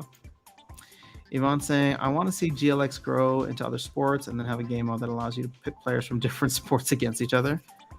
2025, hopefully, maybe 2026. I feel like they just need to get the first game out first. So mixed sports. Yeah, mixed sports. Is the new energy system broken for bronze? I can get so many chests now. 100 battles for 50 DEC a day and full reward shares. Oh, that's interesting. Are good. Yeah, people are having that exploit. I love it. I want all the bots to burn all that DEC. I mean, they're gonna get like fractions of an SPS, and that's fine. And they're gonna have a ton of reward cards, and that's fine. But if they burn the DEC, I think we'll be okay. Not sure my accounts are in silver and diamond. I was thinking the same thing, Gathering. It is too cheap for bronze. I'm used to keeping ECR but around. The odds of them getting cards, the soulbound cards, are lower. So isn't it 33% across the board? They're just not going to get like legendaries, epics, and gold. Yeah. So there's going to be just a bunch of commons that's going to float around, and I don't know. Yeah, I don't know how much value these cards are going to have after they go out of print, but not the commons. They're going to have a print rate similar to the commons. If they hold it for a year or issue them for a year, I think it'll be similar to the Pellicores, which you can see even the best Pellicores are still at like a penny. Yeah, I don't know if they'll, in terms of play, if they'll be as good as the Pellicores. But yeah, we'll see. Aaron's saying, I'm used to keeping the ECR around 55%, so this new energy system is giving me a nice bonus. Yeah, I'm kind of the same way. Actually, I keep mine around 30%. Or sorry, not 30%, but 30 energy. It's like I'll play until I get down to 30 energy, maybe a little bit more to chase some more chests, but then I'll stop. So you guys are not planning to buy the DEC to add? Not in diamond. Okay. 150 DEC is a lot for me. I just don't, like, most of my SPS chests give 1 SPS or less. That's 3 cents of value currently. I'm not going to spend 15 cents at peg, 12 cents at where we're at right now to get a 3 cent SPS potentially, or another card that I can't determine the value of. Yeah, so but you'll get potions. Yeah, I don't need more of those right now. I'm milking these bronze rewards, says Luke. What's up, Crypto? No, my alt account is getting a ton of chests now, but I'm still only getting 20% pull rate. Are you playing these 100 games? I can't even find the time to play the Nifty account that I have. Like I go in and I play about 10 games a day, just because it's like hard. it's a real grind. Yeah. And it's like I promised that I wouldn't bot that account, so that account is now botted. It's me playing it, and I'm definitely not maximizing the rewards. I could be playing 24 games a day, but it's like with 10 games, I'm able to get, I don't know how many. But you're not like 10 watching games, I have the 10 chests animation already. Yeah. But you're are you watching the animation? You're just skipping. Sometimes I do. I enjoy like understanding, because again, like I don't play normally down in bronze, so I'm like relearning the meta. And since I play more on this account than my main account, it's just like it gives me the satisfaction of like watching the battles play through. So yeah, but I could. You're absolutely right. I mean, I could just act like a bot and go and just put my teams in and line up, but then like it's that'll feel way more like a job than the actual enjoyment of playing the game for me. Yeah, some days I feel rushed, so that's why I just skip the animation. 40 DEC if you use DECB. Oh, that's true. Yeah, that's in gold, right? Gold, I think is 50 DEC. Yes, for gold's 50. Yeah. It's supposed to be 33%, but I'm only getting about 20%. Interesting. Yeah, a lot of people complaining about less cards. Yes, 150 DEC is a lot for diamonds. I'm not buying in comparison to what you earn. If SPS went up 4 to 5 cents, then I would be up for it. Oh yeah, I mean, if SPS went up 4 to 5 cents, that would be a lot. Awesome. Yeah, I mean, if it went up 3 cents, we would essentially double our earnings, both playing the game as well as earning in chests. So easy. Put a film on a second monitor and play. Yeah, that's true. I only watch battles I win. Aaron, I'm the same way. I skip the ones I lose. I don't want to learn. So what does he do? He skips to the end and then he watches the wins. I mean, my favorites are when like I see like 3 of my monsters taken out and they still have their entire team, and then I skip to the end, or I just hit skip and I've won, and I'm like, yes! All right, now I get to go back and savor this. Let's do it. 4 accounts, all botted. This is the way. Talking for bronze 1, DEC turns about 0.8 DEC. I think you mean point S. Oh, if you convert it to DECB. Yeah. Oh, you're right. Yeah, because that's 50 battles, so 40 DEC, which is 4 cents. Bronze has the potential. I just don't know all those common. Bronze is broken. It is, but I just don't know the common value of those common cards. I just don't. Yeah. Oh no, maybe not. I'm only earning 0.05 SPS per win in bronze, and I'm in high bronze 1 because I'm technically a silver rating, but I'm not jumping up. So I don't know. Why is this pool so drained? It shouldn't be that drained. There's a period of time where I was earning 0.1 SPS per win, which I was like, oh, that's not terrible. I win 10 games in bronze, and I have a pretty leveled up deck, which is nice. And I earn an SPS, right? So, right. So when you're looking at it from that standpoint, an SPS is worth 3 cents right now. I could spend 4 cents using DECB on getting a ton of additional games. I could probably earn a lot more that way. At least, yes. Technically, if we all spend more DEC to play, we'll dry DEC.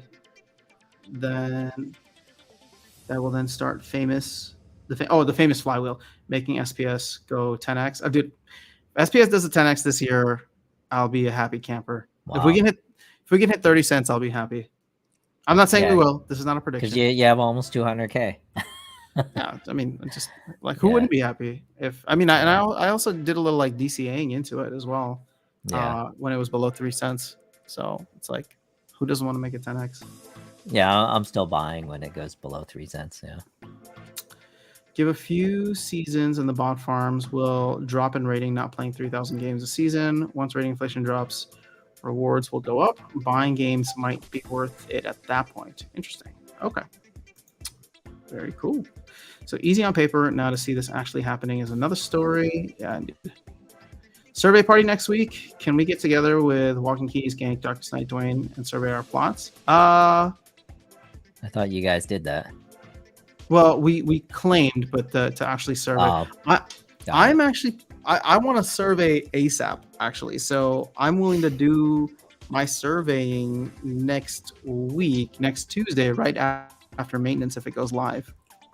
So maybe I'll start the stream a little bit later so I can make it through the entire thing, through the entire maintenance. But yeah, I wouldn't mind doing it then. I don't know if we're gonna get everybody else, but the reason that I want to do it right away is because I want to know exactly what I need to go out and buy because I don't have max cards yet, and so I kind of want to get ahead of the market. If I know what I need, that's gonna give me the bumps, right? So if I get whatever, that gives me like a plus 10%.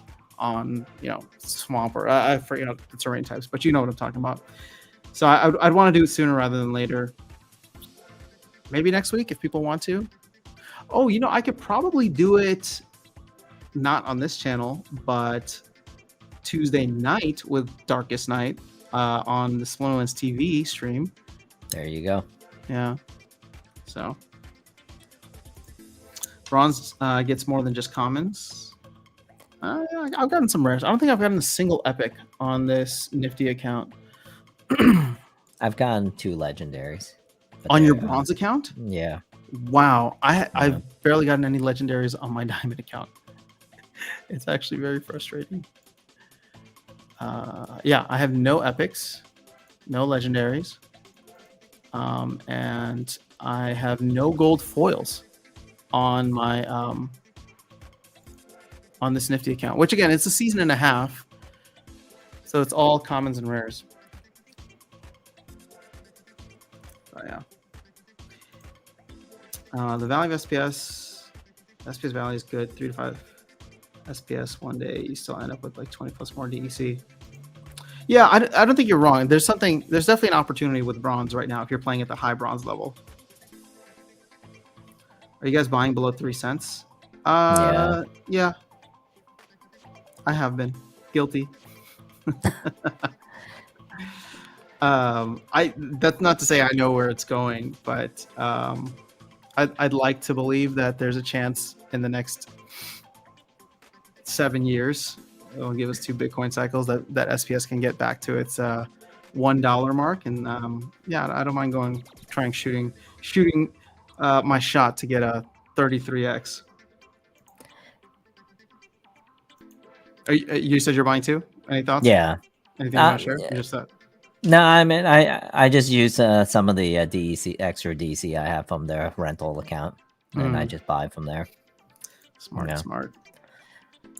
Because part of it is no more packs for me to buy. So. Oh, you buy packs off the secondary? No, I only bought them because they get the airdrop.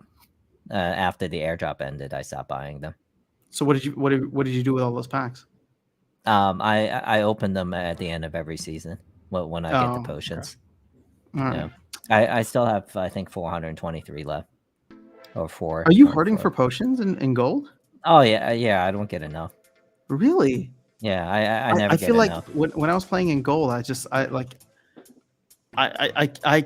I'm still going up, even though I use potions every day for my chests. But okay. Yeah, because I can only open 20, less than 30 packs every season. I mean, 30 packs per season is a lot, though. Is it? I'm in enough potions. Fair. Okay. Yeah, well, I guess, yeah. I'm not opening that many packs. I'm just using my potions for the reward chests. Yeah, but the last one I did I got a gold lily shield paw though. What? Yeah. Nice. That's awesome. Yeah, that's been the best pull I've had so far. Sweet. Yeah. Okay. Let's see. But no one wants to rent it, so yeah. No one wants to rent it? Oh, yeah, the rental demand is not that great for it. Really? For a level 2 Lily Shield Paw? Yeah. I need to check the market. Well, I think I finally got someone to take the season. I put it out for the season, I believe. Yeah, and I finally got someone to take it. Daily rentals looks like the lowest is 16.67 BC or 16.67. Is that how much you got? Yeah. Roughly how much you got? I think I put it for the season at 25 per day. I think average. There's nothing out for season right now. If you want to Yeah. season, interesting. Well, no, yeah, my card was the last one taken at the 25. Yeah, I think. Yeah, for the season. Wow. Yeah, but there's not a lot of demand for season. I think season right now, but I'm hoping it'll increase. You know, all I can say, I only have a silver level Lily Shield Plus, so I don't ever use it. But I still don't know how good it is. It's only good if the mana is 55 and above, from my experience. I have a gold one. I have a level 3, but yeah. I have a regular foil level 3. Yeah, I don't think it's anywhere near the level of Kitty. Oh yeah, it can beat Kitty. I've beaten. You have? Okay. I think if it's like 55 and above mana, I'm undefeated against Kitty. Wow. In gold? Yeah, in gold. Okay. Yeah. Interesting. The team will fix the energy for bronze soon. Hopefully, also lower the amount required for higher leagues to make that burn more enticing. Damn. Yvonne's got some insider info here. Let's go. In fact, I see that now I don't face Kitty anymore at the 55 plus mana. I always face a Lily now at the top. Oh, really? Okay. Yeah. Well, I would say anybody that has a Kitty is probably playing at Diamond Plus anyway, so. Maybe. Yeah. Is there a cost to survey the plots? No, there is no cost, but you will need to buy a power source at some point whenever that goes live. The only thing that is technically it's not a cost, but if you do want the starter packages, you need to have those before you survey. So unless you use a RUNI, I guess, maybe.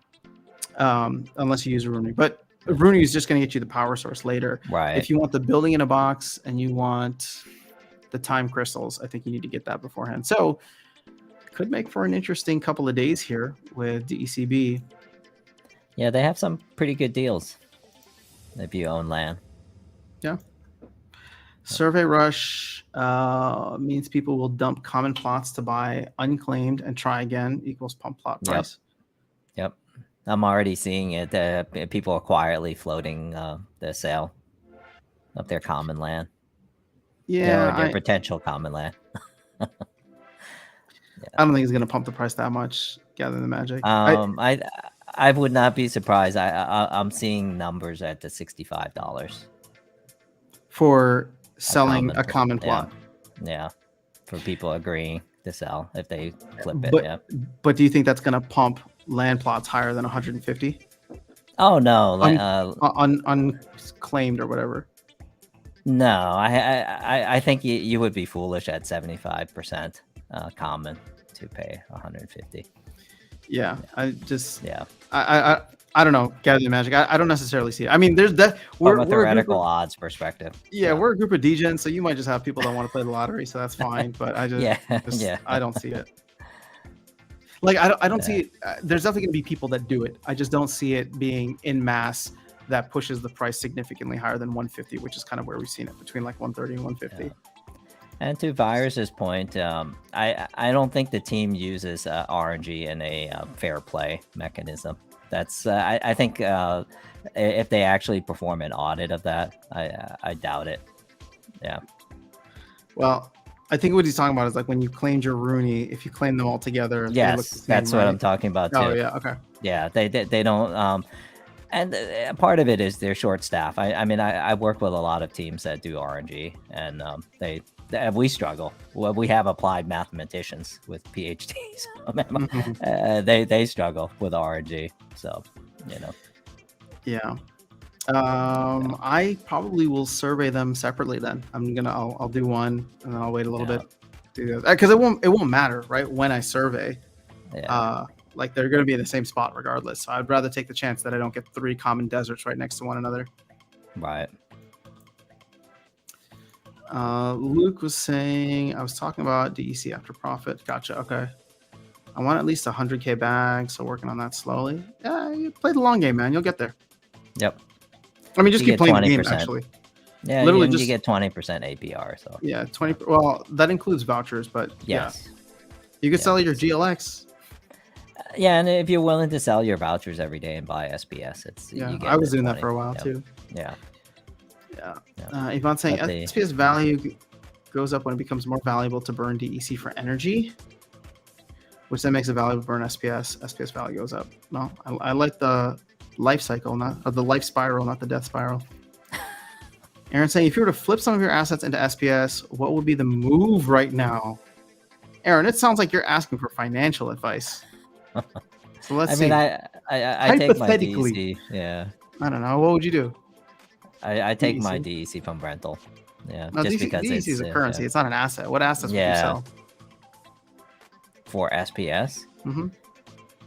None, Interesting. Okay. because validator kind of tanked. It's at its low Oh, point. that's true. My validator It's also down it's half. also spitting out the SPS plus a voucher. Cards. It's kind of it could. Well, we don't know the true value of cards yet. It's on a run because LAN 2.0 isn't out yet. So we'll know more of the intrinsic value for cards, the future value. Yeah. Yeah. Yeah. I mean, it just depends on like where do you think SPS is going to go? I mean, we were just throwing out like, I don't know, numbers earlier. If the flywheel hits, yeah, It's about the accumulation, I think. Yeah. We're in I think we're more in an accumulation phase for SPS. And well, but you also said that SPS has the highest return for you, potential return. Long term, yes. Yeah. Yeah, so long term potentially until it depends on how many decades you're looking out and how long you extrapolate. LAN could have a lot. I think if you go past a certain number of years, it could be like 40 years or whatever. LAN could have a better return in terms of average. In 40 years, hopefully, I don't care about Splinterlands anymore. Yeah, your kids will, and your heirs, and It would be awesome. No, let me rephrase it. It would be awesome if Splinterlands was like still kicking ass in 40 years, and we were all just hanging around here, just playing the game. Yeah, I think this is the beauty. Yeah. This is the beauty of having people own the assets and not the company itself. Like if you play a regular game, like Fortnite, for instance, you play it to the point where you just get bored after a while. You just stop playing because you have no you have no economic incentive. Versus like if you for instance, one of the games I play, League of Kingdoms, a guy owns these nine pieces of land, which is the optimal way to play 3x3. He owns it. Yeah, he quit the game, but he comes on once in a while and chats with us. Maybe he shows up every 3 weeks, but he's obligated because he owns it and he's collecting. And so, Splinterlands is no different than any of these things that the player owns. Versus like any other Web 2 games, we'll quit eventually. We'll get bored. Sure.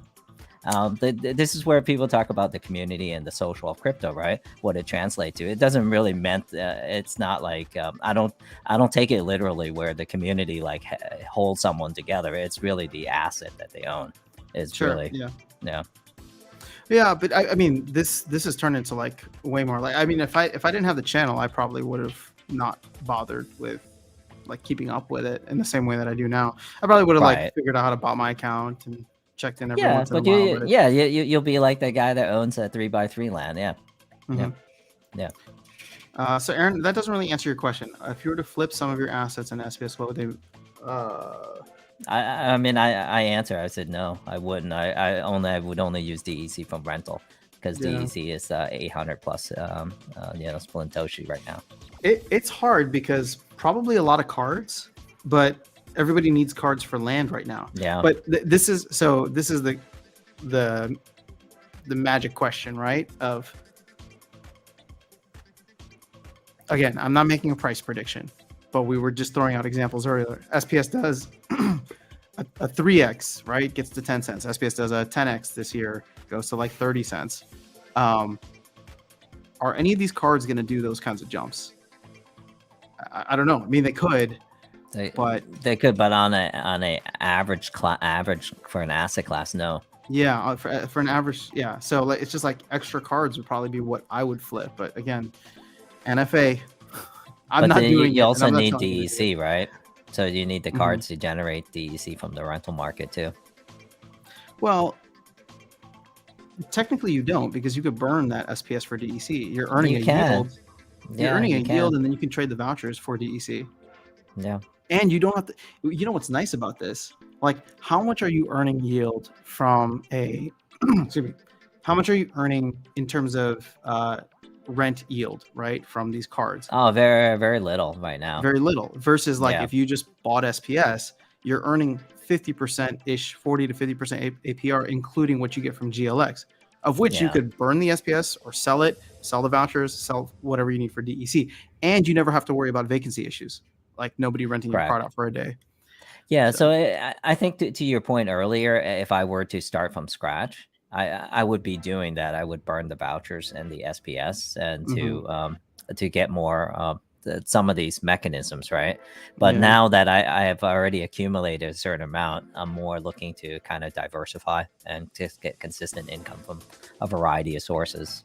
yeah, no, that's fair. Yeah, yeah. And Whoa, I don't know. whoa. Maybe it'll when I think when someone spends over 100K into a game or something like that, maybe they look at it differently than someone Sure. that spent 5,000. I don't know. Well, yeah, I mean, I would hope so. I would hope you just take it a little bit more seriously. Yeah. Brandon says, "I've already No, I burned mean in 20 terms of decisions. decisions." You Yeah, become more conservative. fair enough. Yeah.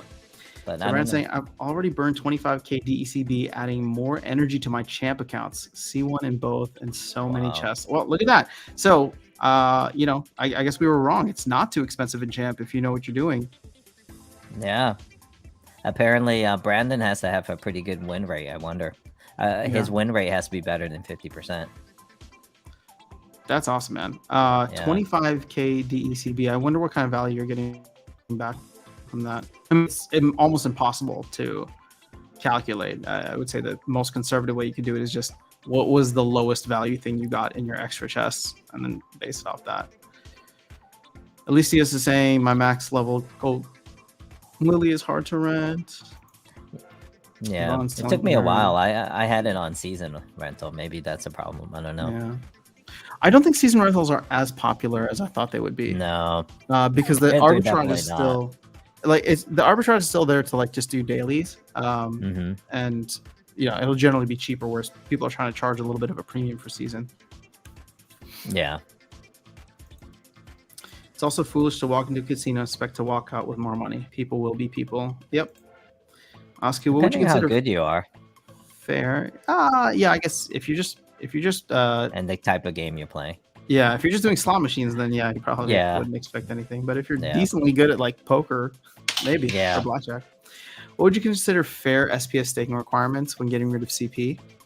Okay, so I don't know if you guys saw the 5 biggest takeaways, but they mentioned there, or Matt mentioned that it may be like a sliding scale, so it's not going to be like you need X amount in order to play at gold. They never want to stop people from playing at silver, gold, whatever. You can still play at these higher levels, but if you don't have X amount, then you get a proportion of your rewards.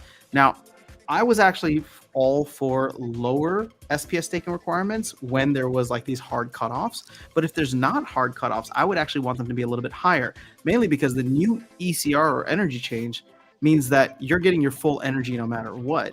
So if you're going to get your full energy there, then maybe you can get like a portion of it, or you can get dinged a portion of it on the SPS staking requirement side. So again, that's more like high level overview. By league, I don't know. For some reason, I have like 1,000 for bronze, 5 to 10,000 for silver, 10 to 20,000 for gold, maybe 25 to 50,000 for diamond, and then 50 to 100 for champ. But again, I'm just pulling those numbers out from like stuff that I've been generally thinking about. What about you, Foye? I think if we look at Matt's original white paper, the SPS for the player staking piece, all he's done is take that and modified it into the old ECR piece where you had the energy, and he kind of staggered it.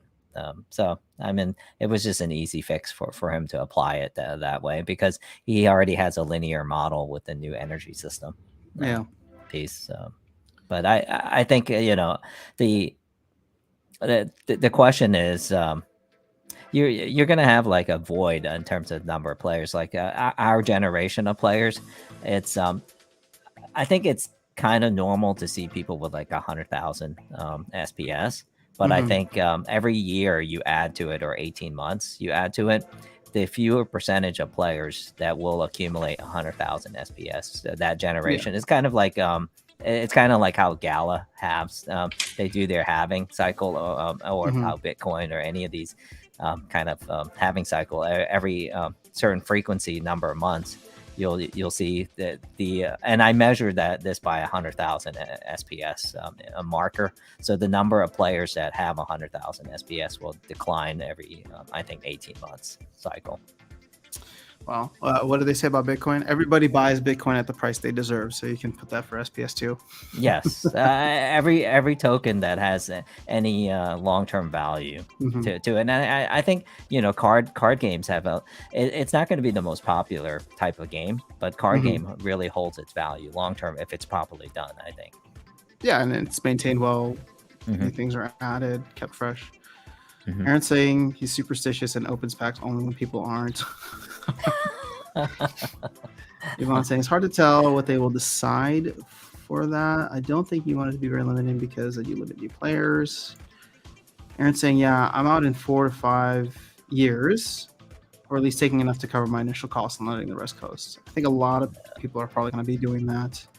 True, Yvonne. I think so the players of our generation now, I think we should be up, right, in terms of like our return. We should have our asset total should be higher than what we put in now, right? Definitely not for me. Really? I mean, if you bought it at the all-time highs or even close to that. I mean, SPS is down 97% from its all-time highs. Well, I'm definitely down in terms of my SPS, but my total holdings. Total holdings? I would say there's in terms of total. Like, what did you buy that you're up on now? Mostly, okay, this is going to be funny, but it's mostly the Pelacor Conjurer and Bandits that have lifted my value. So you essentially did a 2x on those if you were buying them for a penny or less. Now, I bought them. I bought a large chunk for 0.0 when they were 0.04 and 0.05 range. Yeah, but so I mean, I don't know how much you have invested in the game, but I have to assume you own hundreds of thousands of Pelacors. Yeah. So okay. I mean, then I can understand the scale. Chunk. I can understand the scale of that then being something significant, because that's the only thing that's really done like a 2x. SPS from its low is what, up 20%. If you had bought a lot of the legendary reward cards, such as I bought Heartcloth. Those are up significantly too. 2x. Yeah, I pretty much I bought a lot of the reward cards and they were rock bottom. Nice. Yeah. All right. Yeah, so. Well, there you go. That is the strategy. But see, you had to. The thing is, you had to put more capital into the game in order to average down. Yes, and then what I did was I put them on the rental, and then I took those DEC, and so all the Chaos Legion packs I bought were practically free. So that's actually that's what I did. And I think that's important to call out too. I mean, you did it smart, but a lot of people I think either bought in and then didn't have dry powder to continue buying the dips that the dip. Yeah, it's just like SPS. If it goes below 3 cents, I buy some. Yeah. Oscu saying true, Yvonne. If it's too high, the price will stop. Too low requirement. Yeah, and also I took advantage of a lot of the DEC dips too at the time. Yeah. Nice. True. Oh yeah. I remember you were trying to make that DEC trade more. Yeah. Philson always loves when I don't make price predictions. I'm not predicting SPS will go back to $1 ever. I'd be okay with 100,000 for champ 1, maybe even 150K. You think it'll ever go back to $1 SPS?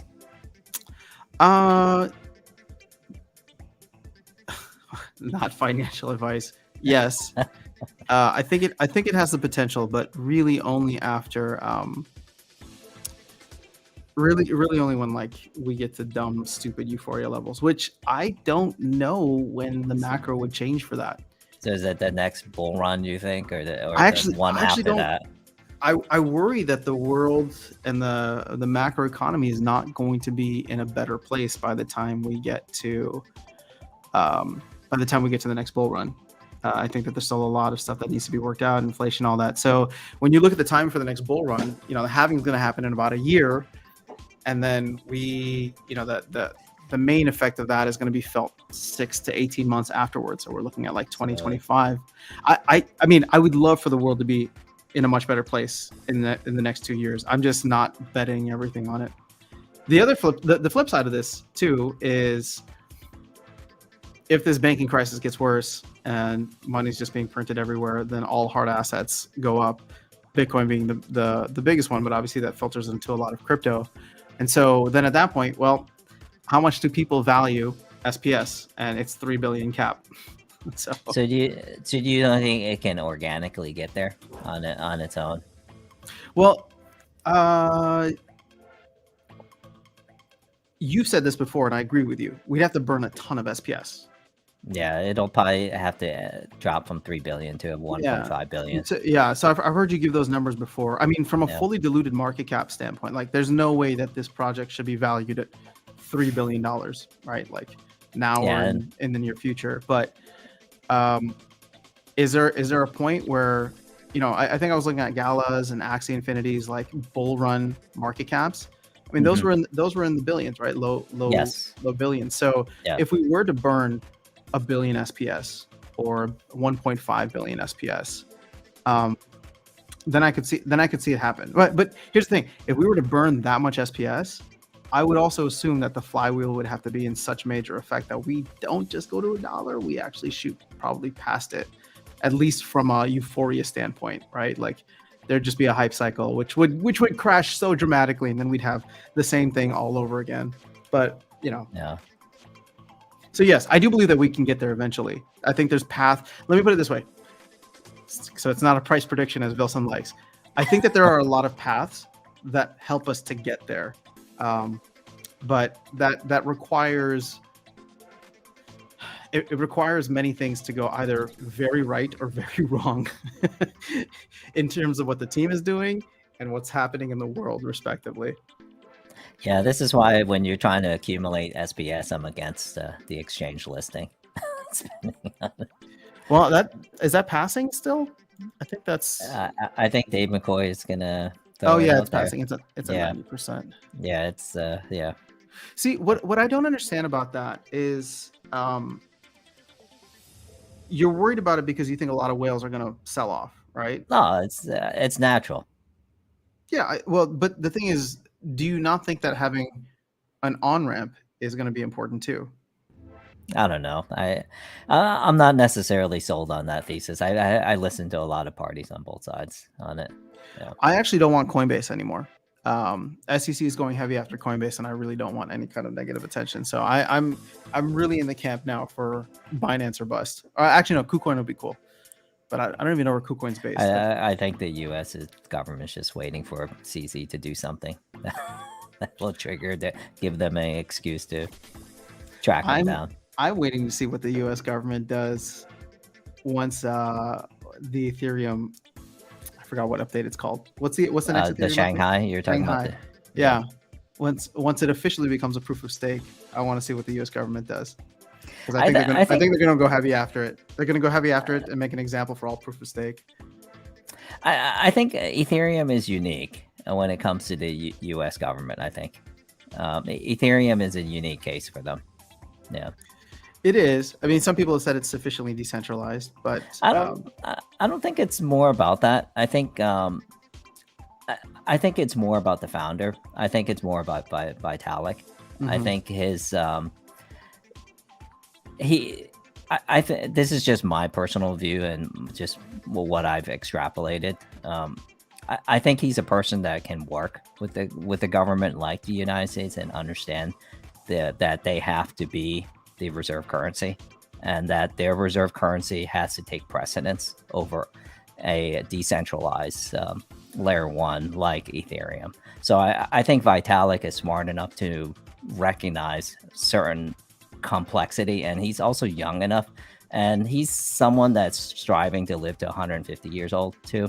So the United States government recognized that he's a long-term partner of the United States government and of governments of the world. So I think Ethereum is the only unique, and I think Charles is coming around to this. So I think Cardano is kind of being lumped into that category potentially. So I think they can only come after him to some extent, but I think they also recognize that it's a long-term partnership. I hope so, because they're not. The U.S. government doesn't look like partners right now. They look very much like they're shooting down anybody that has anything to do with crypto. Yeah, it's because Congress doesn't want to pass the law, so you litigate it, right? So you do law by litigation, and then it gets. But what I think, in principle, you don't want it to get to John Roberts, where he will create a masterful. You just don't want a guy like John Roberts to get more and more check marks on his career credential and accomplishment. Yeah. Because you don't want him to basically be part of the Chief Justice that goes in the annals, of a John Marshall and some of the greats, of William Rehnquist and some of the guys that adjudicated, the World War II, and so you don't want to be you don't want to be the Speaker of the House that puts John Roberts check marks. So this is the so especially if you're a Democrat or a Republican now, right? You just don't want to be the person that gives John Roberts more and more check marks in his career. Gotcha. I mean, so there's only so far you're willing to go. We jumped a couple steps there. Yeah. I think we jumped a couple steps. I don't even know that it gets to that point, but I don't think you want to. At least that's what I see, and I think I think Vitalik is young enough, wise enough to want to partner with the governments of the world. Oh, let's hope the governments want to partner back, because again, I haven't felt like governments always there's always PPP. That's why there's always an extra P. Yeah. Yeah. So at least he's saying cards are more resilient to going down in price, but give less chance of a huge spike, while SPS gives passive return, but is more volatile. Therefore, it has a chance to 10x. Yeah. So it is too expensive to buy energy in Champ. It's not profitable, but Brandon's saying this project does not always cost to earnings. I like winning leaderboard and earning more chests. The game draw is huge for me personally. Well, we love that. We definitely want to see more of that. Oh, and Weirdbeard's here. Brandon's great. So he's great for the community. Yeah. Weirdbeard, what's going on? Thanks for being excited today, guys. I'm able to get some inspiration from hanging out. Well, we always appreciate you coming through, man. I think we're gonna wrap up here because somehow we made it over 2 hours. Time just flies when you're having fun. Eric, Alicia saying, I've seen people complain about lands and how they are nothing but a new staking system with a nice JPEG. What is your take on this? You have any thoughts? I think land is a resource management, and it's a way to redistribute to older cards, and it's a brand new. It's just like tower defense. It's a new mode, and I think it's a mode that is big enough to be able to consume many things. And there's a lot of assets, buildings like arena, and there's a lot of things you can do. Land is incredible in terms of you can extrapolate to a metaverse platform or a large. I don't know. I just don't think there's a limit when it comes to land, and it's just like in the olden days in the real world land, right? You always negotiate, but then people never really look at air rights until recent modern times, and until you start putting different radio antenna satellites, and then you start looking at things that are just drones that are flying into your airspace, and now you have drones that hover using solar power to be able to extend it into certain surveillance and certain data collection. So I think land in the metaverse, there's no limit to it. That's the beauty of it. Yeah. Yep. Lucy's saying pretty much saying that we waited this long for this. As much as I'm hyped on land, the rational part of me can consider that criticism. Yeah. So I'll say this. Land is exactly what I expected it to be. I had very low expectations. And again, I'm not throwing shade anywhere. I'm just saying that I did not expect it to be very much. It's like a glorified kind of DeFi platform, empire building game. But everybody who thought oh, we're gonna be able to like walk around our land and do stuff in VR. Like that's like look at the game, look at the card game and how simple it is. Like land is just gonna be an extension of that. Now, as RUNI207 was saying, where can land go? Well, sky's kind of the limit. But the cheeky thing about that is the sky's the limit for any game, right? For any project, right? Technically. But it's just I like the idea of the sky being the limit on a foundation that's built on crypto, DeFi, Web3 principles, because it's like the sky's the limit for, Fortnite and Civilization and all these other like Web2 games, but it doesn't have that foundation that's built on this kind of like micro economy. So I'm excited to see what kind of economy development and all this stuff happens on land in the long term. But in terms of land phase 1, land phase 1.5, land phase 2, yeah, this is kind of in line. This is kind of in line with what I expected. So yeah, no. Also, I think what's important to kind of keep in mind long term for Web3 gaming is that currently companies spend in the millions only in terms of the R&D, in terms of releasing it. There's not a lot of capital that's moving into Web3 games, but eventually it'll consume more and more of the world's GDP. And then you have companies like Microsoft who will come in and plop $100 billion into it and will move the needle. So I think that's where the early builders like the Axies, the Illuviums, the Splinterlands of the world, and Gala is trying to take it as a hybrid model, and they're adding music and other platforms, but they're doing that knowing that all they're doing is building and paving the way that the economy can grow enough in Web3 so that a company like Microsoft will come in and say, okay, it's worth $100 billion investment. We can potentially maybe invest even $3 trillion, but we'll do $100 billion now. So these are such large companies that they have to have enough of a growth that they can make it worthwhile on their return for their investors. Yeah. I don't disagree. We'll see that money come in eventually, but and will Splinterlands be the recipient of that? That I think that's really the question that we need to ask. And if that's the case, it's completely undervalued. Oh, well, and this is why I'm super excited for like the Invenium platform, right? Like I want to see them scale out outside of just the game, but the big thing with Aggie and Matt is they always seem to do whatever they can to the best of their abilities to give back to the people who help them get there, right? This is the problem that we have with so-called OGs. It's because there's a lot of loyalty that Aggie and Matt have. It's just we're the newcomers and we see that loyalty being given to them. But at some point, you'll be part of that loyalty program where look at GLX right now. You're getting an free airdrop in another game that we don't know anything about, but I have a lot of excitement for what it can turn into. And so you're getting an airdrop for that. It's giving you like a 40% return on holding your SPS, or 30% return on holding your SPS for doing absolutely nothing, just because you supported the game. So as they build out the Invenium platform, their commitment is to try and bring as much value, drive as much of that value back to the SPS token. And so you have to take them at their word or not, right? But I'm choosing to take them at their word. And that's why like SPS is such a big, holding for me within the game, more so than like wanting to buy cards and play at the higher levels. Yeah, and I'm fairly certain the single most important question the board of directors of Splinterlands, basically Aggie, Matt, Dennis, Ali, and others that sit on the board of directors of Splinterlands, Steam Monster, the company. I believe the single most important question they're asking is, what is the single one thing that they're missing to take Splinterlands to the next level? And I think if they can answer that question, I think the game will shift significantly. Yeah, well, let's hope so. Yeah. Oscar saying, welcome. We're Luthian's in the house. Luthian, how are you? Good to see you here. Thanks for stopping by.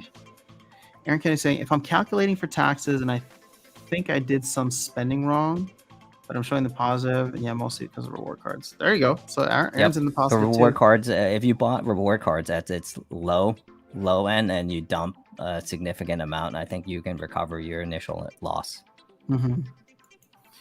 Aftersound didn't buy cards and everything. I flip reward cards. I'm actually really happy with my flip. But sure, Alex. Yeah, I didn't do anything. Actually, when after the layoffs in December, I didn't buy any reward cards then, but I was buying SPS. But as soon as they mentioned in like the early town hall, like what was it, January 3rd, January 2nd, January 3rd, that they might just stop printing, that's when I started being like, ooh, reward cards look interesting now. And it was actually great, man, because I flipped some of those for like 4x. It's one of those like, oh, I wish I'd bought more, but I was hedging my bets. Yeah, so the question I always ask myself and keep in mind on a regular basis, if I had anywhere up to, let's say hypothetically, like $10,000 to invest, what single card can I monopolize and buy enough that would make a significant difference? And I try to focus on that. The gold Kelly's. Yeah, or something. Yeah, so something. But no, it's above $13, so I'm not buying anymore. Yeah. Brian saying I earned quite a few from Lux Vegas. I mean, Lux Vegas over $1,000 now. I remember I told Darkest Night, I was like, we can clean out all the Lux Vegas under $1,000. If you like $5,000, you could clean out all of the ones that are under $1,000.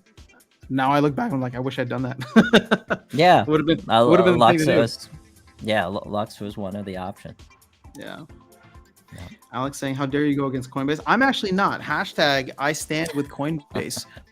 But they are in the crosshairs right now of the SEC. They released the Wells notice, and that is not a good sign of things to come. So I would say that if Splinterlands just doesn't want to jump into the fray, then they should not be trying to go after Coinbase, in my humble opinion. I don't think Splinterlands should be listing on any top exchange. The Wells notice is going to float, and I think right now the SEC is just looking for a lot of things.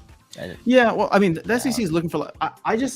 Splinterlands is so small that the last thing I want is for it to be included on a list of currencies that an exchange like Coinbase holds that hits the radar of Gary Gensler, right? Like, that to me would be unwanted attention. Yeah. So screw Roberts, he has no principles. He's a constitutionalist only when it suits him. That is a fair statement. No limit to land, live on an island. At least you're saying what they miss is mostly new player experience, Battle 2.0, a fully functional mobile game to attack that market, fully functional lands, then a bull run, and we'll be golden. Simple. Actually, I'll tell you this right now. If SPS were to jump to 30 cents tomorrow, we would probably get a massive amount of interest from new players. Oh yeah, and the new player experience, all that garbage wouldn't matter. Especially from those unbanked, they'll be flooding the nifty arcade people. Yep.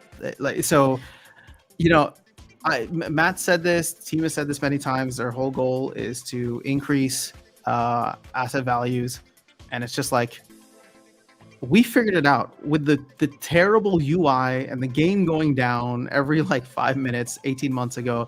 We figured it out, and new players will come in to figure out. Now, I'm not saying we don't need new player stuff. I definitely think we need that, and I am so grateful that Weirdbeard is focusing and trying to get all that stuff. But I'm just saying, like, you could spend $1 million marketing tomorrow, and we probably wouldn't get very many players. But you could get SPS to jump 20, 30 cents. And I'll tell you, there's a lot of people that'd be looking at it because it would be trending on Coinbase that it was up, 500%. People be like, wait, what's this game? And then they come in, they see the history of releases, they see asset prices going up, they see stuff is sold out. Again, it'll feel just like 2021 in many ways. And again, I'll quote the same level, but yeah, I'll quote people like Dalio and Buffett. Sometimes the best marketing advice you can get is to buy your own token, your own stock. Yes.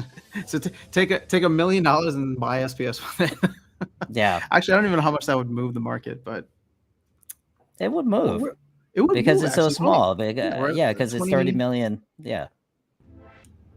I mean, you're talking about 30 million market cap. It'll move. But the problem is you'd have a lot of people that would be selling right away into something like that. It would. This is why, like, it would take a broader macro run, in my opinion, to get people to feel like we're going to go even higher.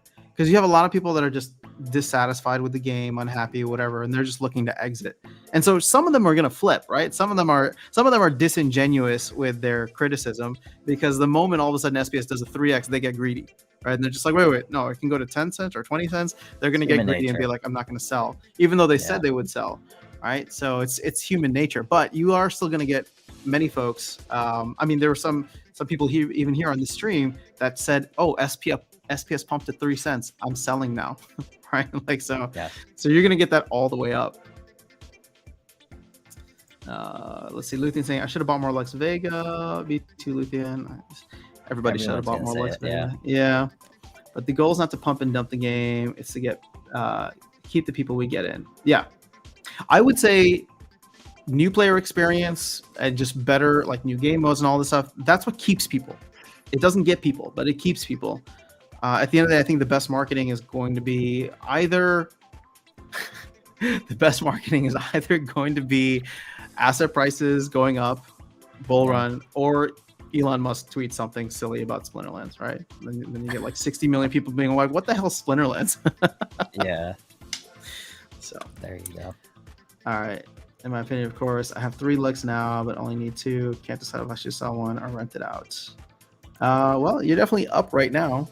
And I don't see Lux getting any more diluted. It's only going to get more scarce over time, right? Oh, sorry, not more scarce, but it's only going to be more and more desired, hopefully.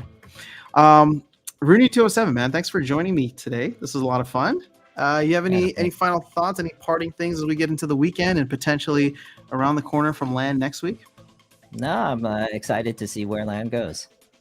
Excited to see where LAN goes. Same here. All right, guys, have an awesome rest of your weekend or Friday, whatever it is for you guys. I will catch you all here hopefully on Sunday morning, and we will chat then. Take care.